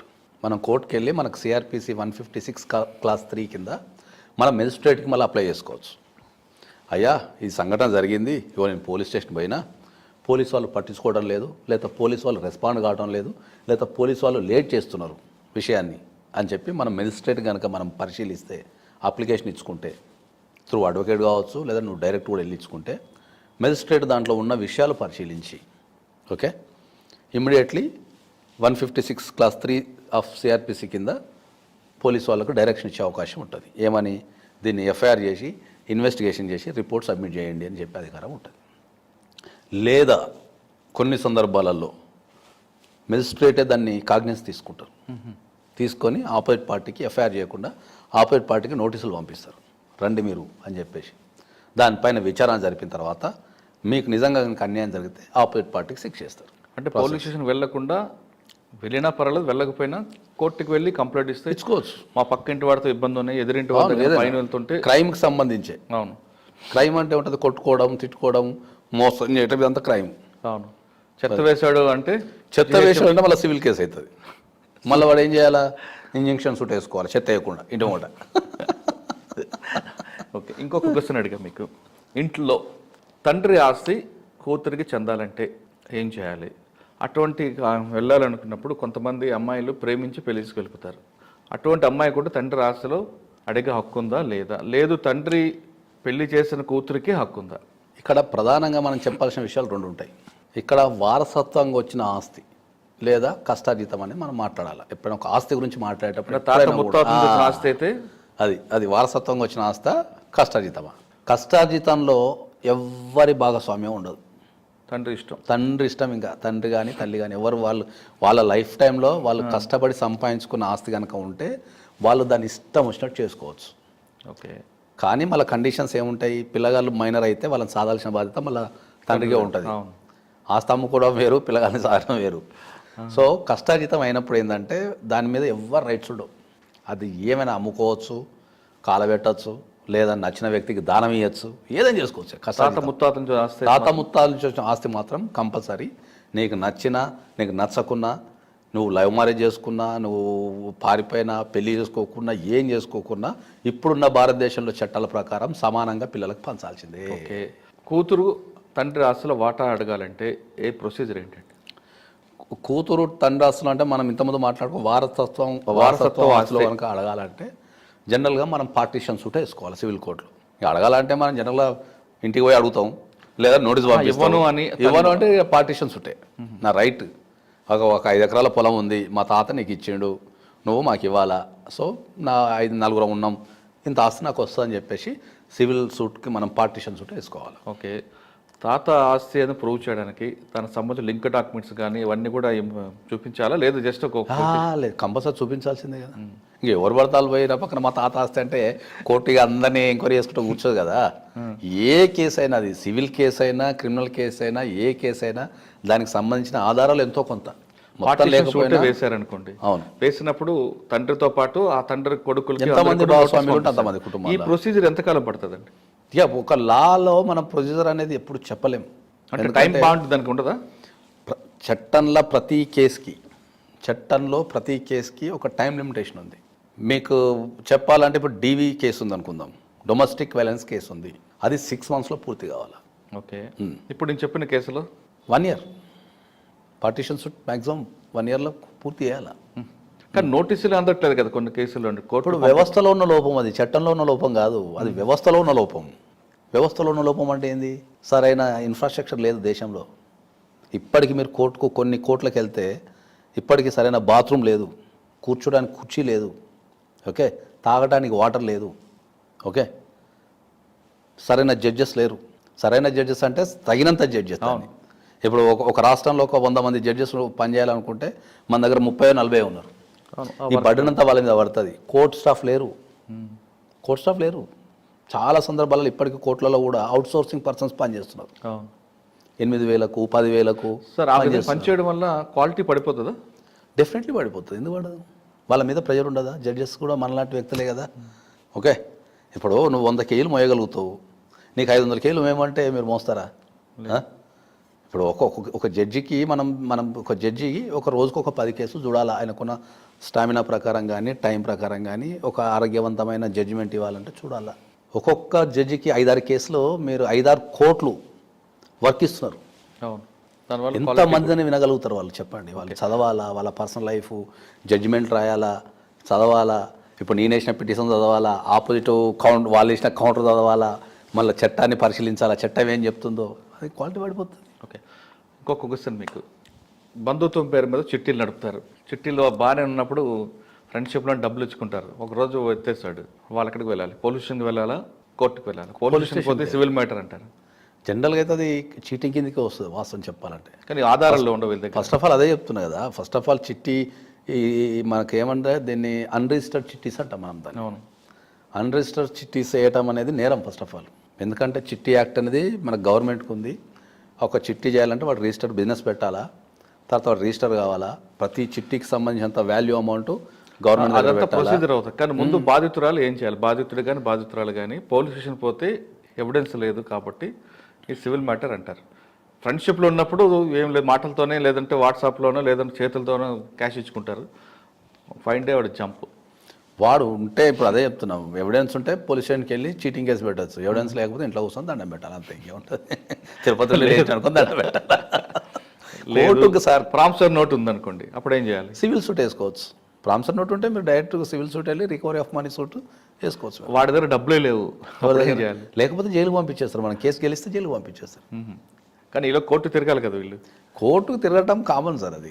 సరే, ఆయన దగ్గర ప్రామిసరీ నోట్ కాకుండా చెక్ ఉందనుకోండి, అప్పుడు చెక్ బౌన్స్ కేసు వేసుకుంటాం మనం. 138 వేసేసుకుంటాం. చెక్ బౌన్స్ కేసు వేసుకొని దాని కింద చెక్ ఉంది, ప్రామిసరీ నోట్ ఉందనుకో, ప్రామిసరీ నోట్ కింద సివిల్ సూట్ వేసుకోవచ్చు, చెక్ బౌన్స్ కింద చెక్ బౌన్స్ కేసు వేసుకోవచ్చు.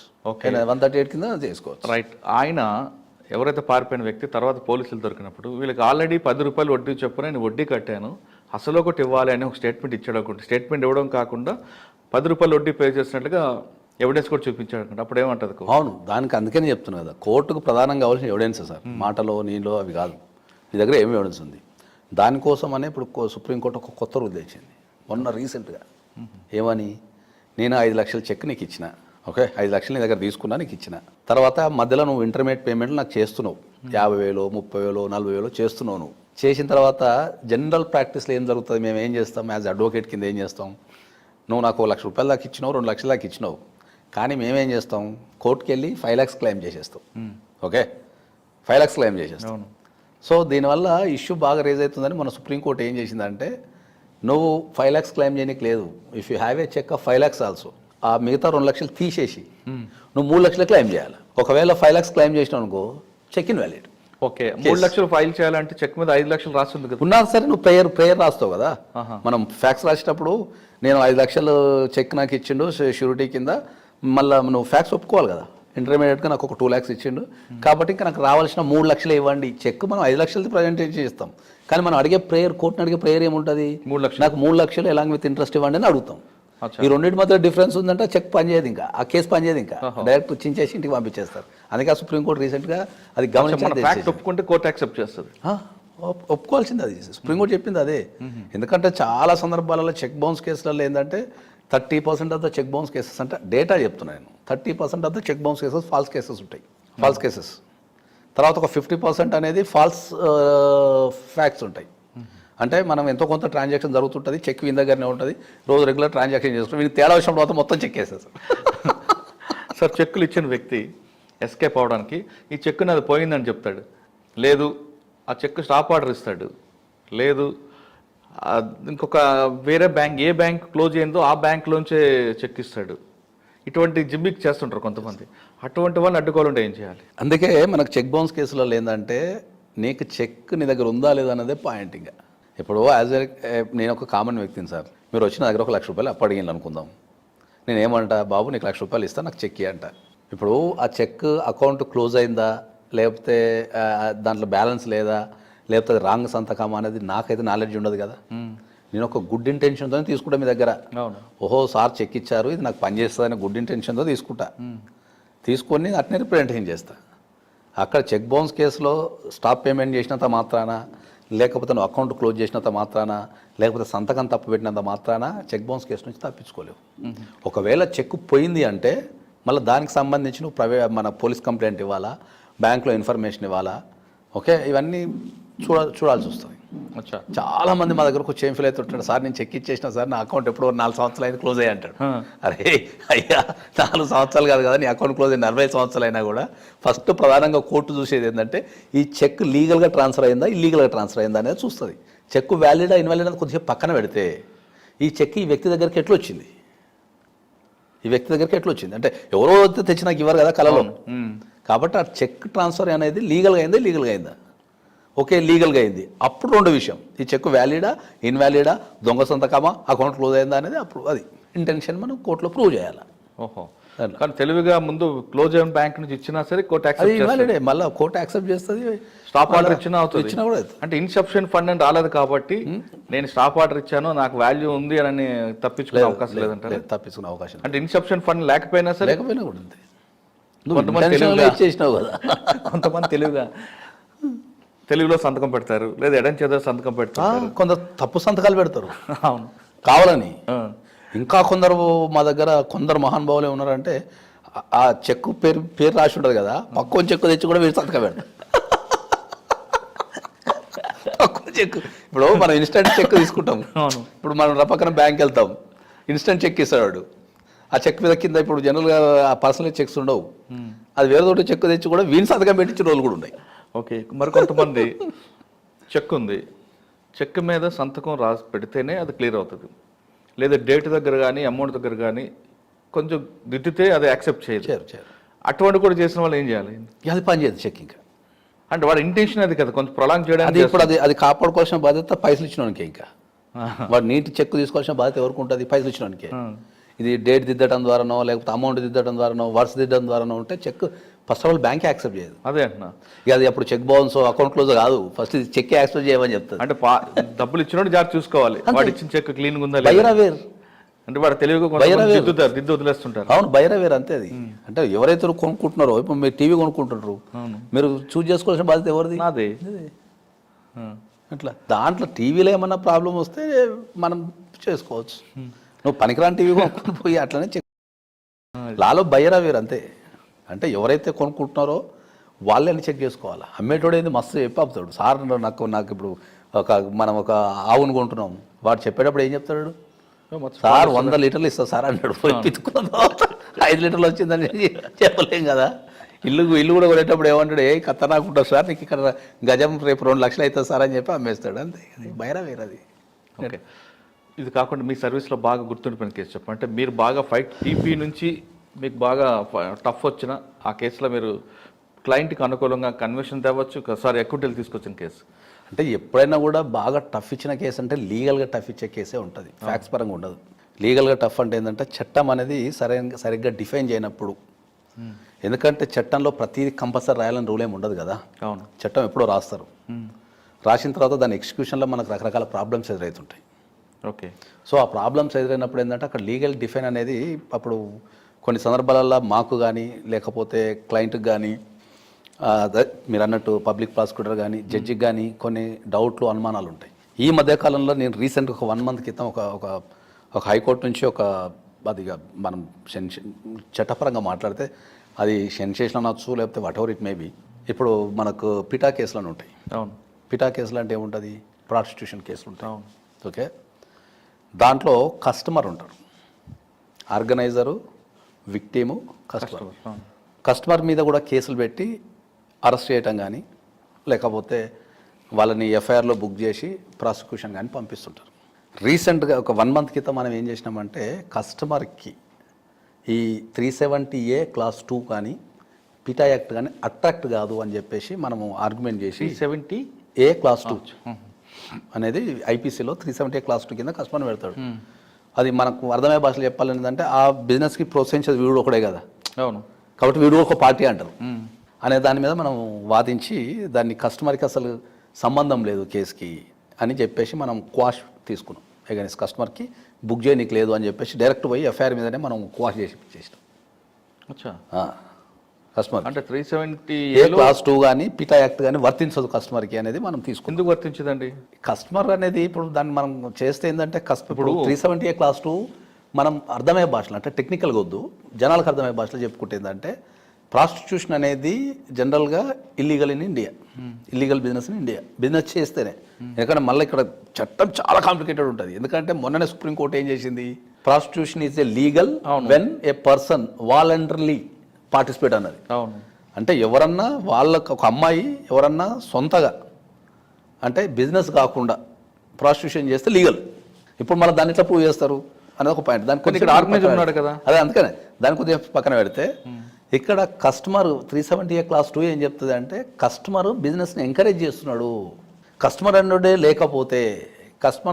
లేకపోతే అసలు బిజినెసే లేదు కదా. సో మరి ఆర్గనైజర్ని పెట్టినప్పుడు, మరి నువ్వు విక్టిమ్ని పెట్టినప్పుడు నువ్వు కస్టమర్ ఎందుకు పెట్టవు అనే దాని మీద పాయింట్ అన్నట్టు. ఇప్పుడు సో మనం కస్టమర్ని పెట్టాలి అంటే వాడు కస్టమరా కాదా అనేది నువ్వు ఎట్లా ప్రూవ్ చేస్తావు అనే దాని మీద ఆర్గ్యుమెంట్ అంతే. ఇప్పుడు ఈ బిల్డింగ్ ఉంది సార్, ఇది హోటల్, ఇక్కడ ఒక ప్రాస్టిట్యూషన్ జరుగుతుందని పోలీసు వాళ్ళకి ఇన్ఫర్మేషన్ వచ్చింది. పక్కన వచ్చిండ్రు, రైడ్ చేసిండ్రు, ఆ రూమ్లో పట్టుకుంటేనే కస్టమర్ అవుతాడు. రూమ్ కిందనో మెట్ల దగ్గరనో రిసెప్షన్లోనో ఆ రూమ్లో క్లోజ్డ్ సర్క్యూట్లో ఎలాంగ్ విత్ దట్ విక్టిమ్ దొరికితేనే కస్టమర్ అవుతాడు. ఓకే, అప్పుడు వాడిని 370 క్లాస్ 2 కింద మనం ప్రాసిక్యూషన్ చేయొచ్చు. ఆ రూమ్లో కాకుండా ఎక్కడ దొరికినా కస్టమర్ గాడిగా అనుకోండి. మనకు వచ్చే ఫేర్లలో 80% బయట దొరుకుతుంటాడు. ఎలాగా? పోలీసు వాళ్ళు ముందే రెక్కి నిర్వహించేసి వాడు పోతుంటే మధ్యలో పట్టేసి సార్ పట్టేసాం సార్ అనేస్తారు. అంటే రూమ్ లో ఫిక్స్అప్ చేస్తేనే 370 క్లాస్ 2 వస్తుంది. రూమ్ బయట దాడితే రాదిగా. Okay sir, judge Surendra sir అదే చెప్పాడు అన్నట్టు. రూమ్లో దొరికితే అట్రాక్ట్ అవుతుంది. నువ్వు ఎక్కడో వ్యక్తిని పట్టుకొచ్చి ఈ కేసుకి ఆ కేసుకి నువ్వు లింక్ ఎట్లా కలుపుతావు? ఓకే, కొన్ని కేసుల్లో అమ్మాయి విల్లింగ్గా వస్తుంది, డబ్బుల దగ్గర తేడా అవచ్చో లేదా మనుషుల దగ్గర తేడా అవచ్చో, అమ్మాయి రేప్ కేసు పెట్టింది అనుకోండి. అదే చెప్తున్నా, రేప్ అంటే ఏంది, ఎగెనిస్ట్ హర్ విల్ అంతే. ఇక భార్యకి కూడా పెట్టచ్చు, భార్య కూడా పెట్టచ్చు దేశంలో. చట్టం అది మనం అంటారు కదా, మనకి హిందీలో ఒక సామెత ఉంటుంది, కానూన్ హాత్ లంబాయ్ అంటారు కదా. చట్టం పరిధి చాలా పెద్దది. ఒక వ్యక్తిని మనం చంపాలి అంటే మర్డర్ చేసో లేకపోతే కత్తితో బోడ్సో చంపాల్సిన అవసరం లేదు. వాడిని కోర్టుకు లాగేస్తే కథం అయిపోయింది. ఇంకా చచ్చిపోతాడు. ఇప్పుడు ఎప్పుడైనా గుర్తుపెట్టుకోండి, ఇప్పుడు చాలా మంది ఆవేశపర్లు ఏం చేస్తారు, కత్తి కసగా పొడి చేస్తాడు. అది కాదు, వాడిని కోర్టుకు లాగేస్తే కథం. మన ఇంట్లో కూర్చుంటే కథం అయిపోతుంది.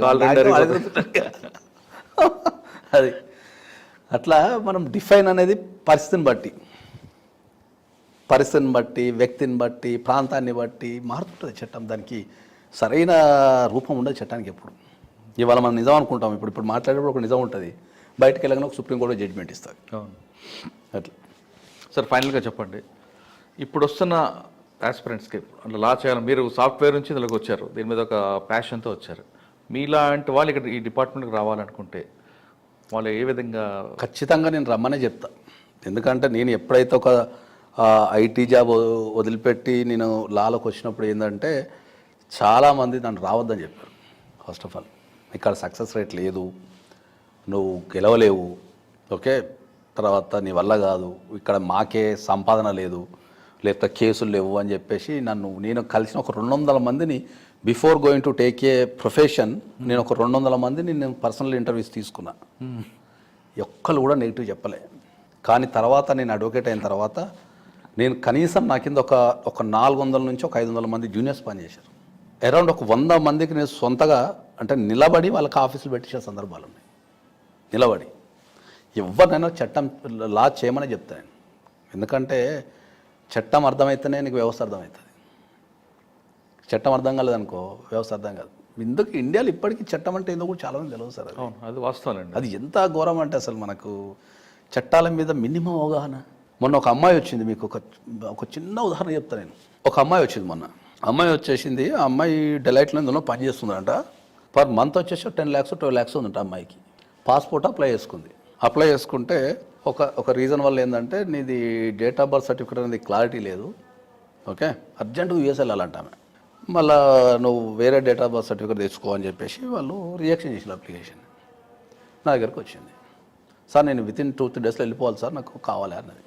నేనేమన్నా అంటే అమ్మ హైకోర్టులో మనం రిట్ వేద్దాం, నీకు 2 డేస్లో నేను ఇప్పించేస్తాను, రిట్ వేస్తే నీకు 2 డేస్లో వచ్చేస్తుంది పాస్పోర్ట్. ఇప్పుడు వాళ్ళ దగ్గరికి వెళ్తే వాళ్ళకి ఎక్స్ప్లెయిన్ చేయడానికి రాదు అని చెప్తే, అమ్మో నేను కోర్టుకు రాను సార్ అంటది, అమ్మో కోర్టుకు రాను సార్ అంటది. అరే నువ్వు చదువుకున్న వ్యక్తివి, రాజ్యాంగం పాస్పోర్ట్ అనేది రాజ్యాంగం నీకు ఇచ్చిన హక్కు. ప్రతి భారతీయ పౌరుడు irrespective of the situation passport పొందడం అనేది నీ హక్కు. అది నువ్వు దాన్ని ఎక్సర్సైజ్ చేసుకోమ్మా అంటే, అబ్బో నేను కోర్టులకు రాను, నేను గవర్నమెంట్ ఆఫీసర్కి అగైనిస్ట్ నేను కేసు పెట్ట, అబ్బో వద్దు నేను అమెరికా పోకుండా పర్లేదని చెప్పి వెళ్ళిపోయాను. అంటే అమ్మకి అవగాహన లేదు, అసలు చట్టాల మీద అవగాహన లేదు. ఆమె ఏమనుకుంటుందంటే కోర్టుకు వెళ్తే ఏదో మిరాకిల్ జరిగిపోతుంది, లేకపోతే కోర్టుకు వెళ్తే మిరాకిల్ అని కాదు, కోర్టుకు వెళ్తే ఏదో లాస్ జరిగిపోతుంది, అమ్మో నేను గవర్నమెంట్ ఆఫీసర్కి అగైనిస్ట్ కేసు వేస్తే నా జాబ్ ఊడిపోతుంది, నన్ను ఎక్కడనో ఇరికిచ్చేస్తారు, అమ్మో నేను జీవితాంతం బతకాల్సిందేనా భయంతో ఉంది ఆ అమ్మాయి. ఆ భయంతో ఉంది ఆ అమ్మాయి. అట్లా రోజుకి కనీసం ఒక మినిమం ఒక 20 మందిని చూస్తాను రోజుకి. చట్టం అంటే భయం, పోలీస్ వ్యవస్థ అంటే భయం, కోర్టుకు వెళ్తే న్యాయం జరగదనే అపనమ్మకం. ఓకే, దాని నుంచే నేను ఒక పదం కూడా కనిపెట్టినాను. దాన్ని ఒక పదం అంటే సైలాజిస్ట్. అది వరల్డ్లో ఫస్ట్ పదం. మీరు గూగుల్లో కొట్టినా కూడా దొరకదు, అది గూగుల్లో కొట్టినా దొరకదు అది. నేను దానికి ట్రేడ్ మార్క్ కూడా తీసుకున్నాను. సైలాజిస్ట్ అంటే సైకాలజీ ప్లస్ లా, ఈ రెండు కలిపి చెప్పే వ్యక్తిని మనం సైలాజిస్ట్ అంటాం. ఈ రెండు డిఫరెంట్ ప్రొఫెషన్లు, ఈ రెండు కలిపితే సైలాజిస్ట్. అంటే ఏవైతే వ్యక్తికి నువ్వు ఏదైతే ఒక దేశంలో బతుకుతున్నావో ఆ దేశం ఉన్న రాజ్యాంగం మీద నీకు నమ్మకం లేదు. చట్టం అనేది ఒక రాత్రికో ఒక గంటకో పుట్టదు. అది ఒక చట్టం పుట్టాలంటే కొన్ని వందల సంవత్సరాలు పరిశీలించిన తర్వాతనే ఒక చట్టం పుడుతుంది. నువ్వు ఒక దేశంలో బతుకుతూ నీకు చట్టాల మీద నమ్మకం లేదు, నువ్వు ఒక రైట్ని ఎక్సర్సైజ్ చేసుకోలేవు. కోర్టుకు వెళ్ళటం అనేది ఎప్పుడు కూడా మన అదనపు బర్డెన్ కింద ఫీల్ అవుతుంటారు జనాలు. అదనపు బర్డెన్ అని అంటాడు. అమ్మో ఇప్పుడు కోర్టుకి ఎవడు వస్తాడు సార్, వాడు కేసు ఏమంటాడు, కోర్టుకు రా అంటే సార్ నేను రాను, నాకు ఎలా పని ఉంది అంటాడు. నీ జీవితంలో నువ్వు రెస్టారెంట్కి ఎట్లా పోతావో, లేకపోతే ఒక హాలిడే ఎట్లా పోతావో, నీ జీవితంలో చాలా పనులు ఉంటాయి కదా. కోర్టు కూడా ఒక పని. అది నువ్వు చదువుకున్న వ్యక్తివి, నువ్వు కోర్టుకి వెళ్ళి నువ్వు క్వశ్చన్ చేసిన రోజే వ్యవస్థ మారుతుంది. ఒక వ్యవస్థ మారుతుంది, లేకపోతే ఎక్కడ మారుతుంది వ్యవస్థ? ఇంట్లో కూర్చుంటావు, అన్ని మొబైల్ ఫోన్లో కొడతావు, కోర్టుకు మాత్రం రావు. కాబట్టి నేను అందరికీ చెప్పేది ఏంటి అంటే, ఫస్ట్ మీరు చట్టాల మీద ప్రతి ఒక్కరు చాలా సింపుల్గా చెప్తారు. ఇప్పటికీ మన దగ్గరకు వచ్చేసి చట్టంలో ఏం రాసి ఉంటుంది తెలుసా? చట్టం నాకు తెలవదు అనటం నేరం అని రాసి ఉంటుంది. కరెక్ట్. పోయి చట్టంలో మీకు అందరికి అర్థమయ్యే భాషలో చెప్పాలంటే, ఒక చదువు రాని ఒక నిరక్షరాస్యుడు కూడా కోర్టుకు వెళ్ళి అయ్యా నాకు చట్టం తెలవదయ్యా అంటే కథ మన లోపడేస్తారు ఇమీడియట్లీ. అవును, ఉంది అంతే. చట్టం తెలవకపోవడమే నేరం. నీకు మొత్తం ఎక్స్పర్ట్ ఏమో అవసరం లేదు, మినిమం బేసిక్స్. నువ్వు బతకడానికి ఒక ఆరోగ్యం గురించి ఎట్లా నేర్చుకుంటావో, లేకపోతే ఒక దాని గురించి ఎట్లా నేర్చుకుంటావో, ఒక చట్టం గురించి కూడా నేర్చుకోవాలి. ఇప్పటికీ అడ్వకేట్స్ అంటే చాలామందికి అబద్ధాలు ఆడతారనో, ఓకే, లేకపోతే మోసాలు చేస్తారనో, లేకపోతే కోట్ల చుట్టూరు తెల్లవారు తిప్పి పైసలు గుంజుకుంటారనే అపవాదే ఉంది. కానీ ఇప్పుడు మన దేశంలో ఒక అడ్వకేట్ని కనుక కాంటాక్ట్ చేసి గంట మాట్లాడతాడు, ₹1 ఇడాడు. ₹1 వాని దగ్గర నుంచి ₹1 మేము పిండుకోవాలంటే మా రక్తాన్ని ఇట్లా పిండాలా. మరి అదే మీకు వెల్ డెవలప్డ్ కంట్రీలో అమెరికాలో ఒక్క అడ్వకేట్ అపాయింట్మెంట్ తీసుకొని చూద్దాం, అక్కడ డాలర్సే కదండి. 1 మంత్ ముందు అపాయింట్మెంట్ బుక్ చేసుకోవాలంటే వానికి 1 మంత్ ముందు ఫోన్ చేసి వాడిని బతిలాడుకొని మొత్తం ఫీజు, కన్సల్టేషన్ ఫీజు కడితే వాడు వాచ్ ఇట్లా పెట్టుకుంటాడు, కరెక్ట్ గంట అంటాడు, కరెక్ట్ 59 నిమిషాలు కానీ ఇద్దరు వచ్చేతకపోతారండి. సార్ ఇంకా మిగిలిపోయిందంటే వినరుగా. కానీ అదే నా ఛాంబర్లో 5 గంటలు 6 గంటలు కూర్చుంటారు. అంటే నేను చెప్పేది ఏంటంటే, ఫస్ట్ మనం దేనికైతే విలువ ఇస్తామో దాని విలువ మీకు తెలిసిపోతుంది. మనం ఎట్లాంటి ఫుడ్ తింటామో మన బాడీ అట్లనే రెస్పాండ్ అవుతుంది. నువ్వు ఒక దానిపైన ఏదైతే అభిప్రాయం పెట్టుకుంటావో అదే కనిపిస్తుంది నీకు. నా జీవితంలో నేను కొన్ని వందల మందిని, సరే ఇప్పుడు కమర్షియల్ అనేది పక్కన పెడదాం కొద్దిసేపు, నా జీవితంలో కొన్ని వందల మందిని నేను కోర్టుకు తీసుకెళ్ళి కాపాడిన సందర్భాలు కొన్ని వందలు ఉన్నాయి. చనిపోయిన వ్యక్తి ఇట్లా ఆత్మహత్య చేసుకున్న టైంలో కాల్ చేసినప్పుడు కూడా మనం కోర్టుకు తీసుకెళ్ళి గెలిపించిన సందర్భాలు, నిలబడి బాబుని యొక్క నిలబడి నేను గెలిపించి తీసుకొస్తున్న సందర్భాలు వందలు ఉన్నాయి. కానీ అడ్వకేట్ అంటే మన భారతదేశంలో అడ్వకేట్ అంటే ఫస్ట్ ఏం పనికిరాని అడ్వకేట్ అవుతాడని. అవును, కరెక్ట్. చెట్టు కింద ప్లేటర్ అంటారు, మీ ఫ్రీగా సర్వీస్ చేస్తే వీడికి పని లేదంటారు. ఇప్పుడు మీరు చెప్పిన సూసైడ్ కేసుల్లో ఎవరైనా ముందు మీ దగ్గరకు వస్తారు, అయ్యా బాబు అది ఇది అంటారు కదా, మీరు కాపాడిన తర్వాత కనీసం థ్యాంక్స్ కూడా చెప్పని విషయాలు చాలా మంది ఉంటారు. థ్యాంక్స్ సంగతి దేవుడు అడుగు సార్, థ్యాంక్స్ సంగతి దేవుడు ఎరుగు. కనీసం ఒక మనిషి కింద కూడా గుర్తించాలి. ట్యాంక్స్ పోతే చాలా పెద్దవాడు అది మాకు, పెద్దవాడు. ఎందుకు అంటే కొన్ని ప్రొఫెషన్స్ ఉంటాయి, అవి వాటికి ఎప్పుడు మనం సెల్యూట్ చేయాల్సిందే. Doctor, advocate, journalist, police. ఈ 4 ప్రొఫెషన్లు ఉన్న వాళ్ళకు కుటుంబం మీద వాళ్ళ జీతాల సంతోషాలు ఉండవు. సక్సెస్ఫుల్ ఉంటారు కదా, మంచి సక్సెస్ఫుల్ అంటే వాళ్ళు న్యాయంగా వృత్తి చేసే వాళ్ళకు ఉండవు కుటుంబాలు. అంటే భార్యాభర్తలు ఉంటారు కానీ వాళ్ళు టైం స్పెండ్ చేయలేరు. ఇప్పుడు ఒక జర్నలిస్ట్కి ఒక న్యూస్ కవర్ చేయాలా. ఇప్పుడు ఒక విషయం చెప్తాను నేను మీకు. ఒక ఉరిశిక్ష పడ్డ ఖైదీ కేసు ఒకటి మన రీసెంట్గా 3 years క్రితం వాడు కేసు వేసిండు దాన్ని. ఇక్కడ సుప్రీంకోర్టులో ఉరిశిక్ష వేసిండు. సుప్రీంకోర్టులో కూడా ఉరిశిక్ష సాయంత్రం 5 o'clockకి సుప్రీంకోర్టు ఏం చేసిందంటే ఫైనల్గా సుప్రీంకోర్టే ఫైనల్, రాష్ట్రపతి క్షమాభిక్ష అయిపోయింది, ప్రపంచంలో ఉన్న ఆప్షన్లు అయిపోయిన తర్వాత మళ్ళీ సుప్రీంకోర్టుకు వస్తే కూడా సుప్రీంకోర్టు 5 o'clock జడ్జిమెంట్ ఇచ్చింది ఏంటంటే రేపు మార్నింగ్ అని 5 o'clock. అచ్చా, యూపీ కేసు. రేపు మార్నింగ్ అని 5 o'clock తీసేయనని. ఇలా సాయంత్రం 5 o'clock ఏం చేసింది, ఇలా సాయంత్రం 5 o'clock కన్ఫర్మ్ చేసేసింది. ఇక బాబు రేపు పొద్దులన్నీ ఉరి తీసేయండి అని చెప్పి అయిపోయిందా. జనరల్ లెక్క ప్రకారం ఏంది, ఇవన్నీ పొద్దుల 5 o'clock ఉరి తీయాలి. కానీ అడ్వకేట్స్ ఏం చేసిండ్రు, నో అగైన్ మళ్ళీ పుస్తకం తీసిండ్రు, చదివిండ్రు, మళ్ళీ రాత్రి 12 గంటలకు పోయి మళ్ళీ హౌస్ మోషన్ మూవ్ చేసింది. తెలుసా మీకు, నైట్ 12 o'clock. అని జ్వరం ఉందన్న ఏదో పెట్టినట్టున్నారు. చట్టంలో మీరు జడ్జిమెంట్ చక్కగా ఇవ్వలే, చల్ ఇది రాంగ్ జడ్జిమెంట్ అని చెప్పేసి మళ్ళీ రాత్రి 12 o'clock హౌస్ మోషన్ అంటారు దాన్ని. మళ్ళీ జడ్జి ఇంటికి వెళ్ళి సార్ ఇప్పుడు వాళ్ళని పొద్దుల 5 గంటలకు ఉరి తీస్తున్నారు, ఇప్పుడు మా వాదన వినాలా, మీరు ఆపాలా అని చెప్పేసి. అప్పుడు ఏం చేసిండు జడ్జి ఎంబటే, చల్ కబాన్ ఇందాం మ్యాటర్ అని చెప్పేసి లేచి కథ మళ్ళీ సుప్రీంకోర్టు ఓపెన్ చేసిండు. ప్రపంచం అంతా నిద్రపోతున్నది, రాత్రి 12 అవుతున్నది. Supreme court judges, staff, reporters, police, advocates 12 గంటలకు స్టార్ట్ అయిన ఆర్గ్యుమెంట్ 3 గంటలకి ఆర్గ్యుమెంట్ చేసిండు, 5 గంటలకు ఉరి తీసేసిండు. ఇప్పుడు వరకు కాపాడారు కదా, కాపాడడం ప్రయత్నం. అదే ఇప్పుడు ఆ సంఘటనలు ఏమవుతుంది, ఇప్పుడు సుప్రీంకోర్టులో హౌస్ మోషన్ మూవ్ చేసిండు, బ్రేకింగ్ న్యూస్, జర్నలిస్ట్ ఇంట్లో పడుకుంటాడు, ఇంట్లో కొడుకు జ్వరం వచ్చింది లేకపోతే నాన్న హాస్పిటల్ ఉన్నాడని పడుకుంటాడు. వాళ్ళ డ్యూటీ ఏముంటుంది, పిచ్చి ఉంటుంది వాళ్ళకి తెలుసా. ఇంట్లో వాళ్ళని సస్తుంటే కూడా ఫస్ట్ కెమెరా వేసుకొని తిండి గిండి తిరగరు, బస్సు ఉందా కారు ఉందా చలే పోతానే ఉంటారు. వాళ్ళ లక్ష్యం ఏంది, ఆ న్యూస్ కవర్ చేయాలి అంతే. అది వాళ్ళకి అదే కిక్కిస్తుంది. కరెక్ట్, 100%. పోలీసు వాళ్ళకి కాల్ చేసి బాబు నువ్వు బందోబస్తుకు రా, ఇప్పుడు సుప్రీంకోర్టు ఓపెన్ చేసి గేట్ ఓపెన్ చేయి, లేకపోతే నువ్వు వాడు ఒక చరిత్రాత్మకమైన జడ్జిమెంట్ ఇస్తున్నావు అంటే పోలీసు వాడు ఇంట్లో వాడుకొని నేను రానుపో నాకు జ్వరం వచ్చింది అంటాడు. 100% ఆయనే వస్తాడు, 100%. అడ్వకేట్ ఆగుతాడా, ఆగడు. ఈ ప్రొఫెషన్స్కి టైం ఉండదు సార్, ఇది వాల్యూ కూడా ఉండదు. రెండు ఎంతమంది జర్నలిస్టులకు నేను ఓపెన్ అడుగుతా ఫైనాన్షియల్ స్టెబిలిటీ ఉంది, నాకు తెలిసి 1% ఉంటుంది, 99.9% ఉంటారు. ఇన్సూరెన్స్ లేక నాకు తెలిసిన కొన్ని 100 మంది జర్నలిస్టులు సరైన ఫెసిలిటీస్ లేక, సరైన ఫైనాన్షియల్ అసిస్టెన్స్ లేక, గవర్నమెంట్ తరపు నుంచి కానీ సంస్థల తరపు నుంచి కానీ ఎంతమంది పనిచేస్తే ఒక ప్రపంచానికి ఇన్ని న్యూస్ చేరవేస్తారు. ఒక న్యాయాన్ని కానీ, ఒక అన్యాయాన్ని కానీ, ఒక మంచిని కానీ, ఒక చెడుని కానీ నిరంతరంగా చేస్తారు. సేమ్ ఈ 4 ప్రొఫెషన్లలో ఎప్పుడు ఇంతే ఉంటుంది. మన వ్యవస్థ గురించి తెలుసుకోవాలంటే ఖచ్చితంగా ప్రతి వ్యక్తి చట్టాల మీద అవగాహన పెంచుకోవాలంటున్నారు నాగేశ్వరరావు గారు. చట్టంలో లొసుగులు ఉన్నాయని చెప్పి చంకలు గుద్దుకోకుండా అసలు మన వ్యవస్థ ఎలా నడుస్తుంది, చట్టం తెలియదంటే దానికి ఒక నేరం అనే విషయం కూడా తెలియని వ్యక్తులు కూడా చట్టం మీద అవగాహన పెంచుకోవాలంటున్నారు. చట్టం తెలియదని చేతులు దులుపుకుంటే వాళ్ళు కూడా నేరస్తులుగానే పరిగణిస్తారు కోర్టులు. కాబట్టి ప్రతి వ్యక్తి లా చేయండి, లాలో ఉన్న అందులో ఎంజాయ్ చేయండి, సామాన్య ప్రజలకి న్యాయం చేయడానికి ఇది బెస్ట్ ప్లాట్ఫామ్ అంటున్నారు నాగేశ్వర గారు.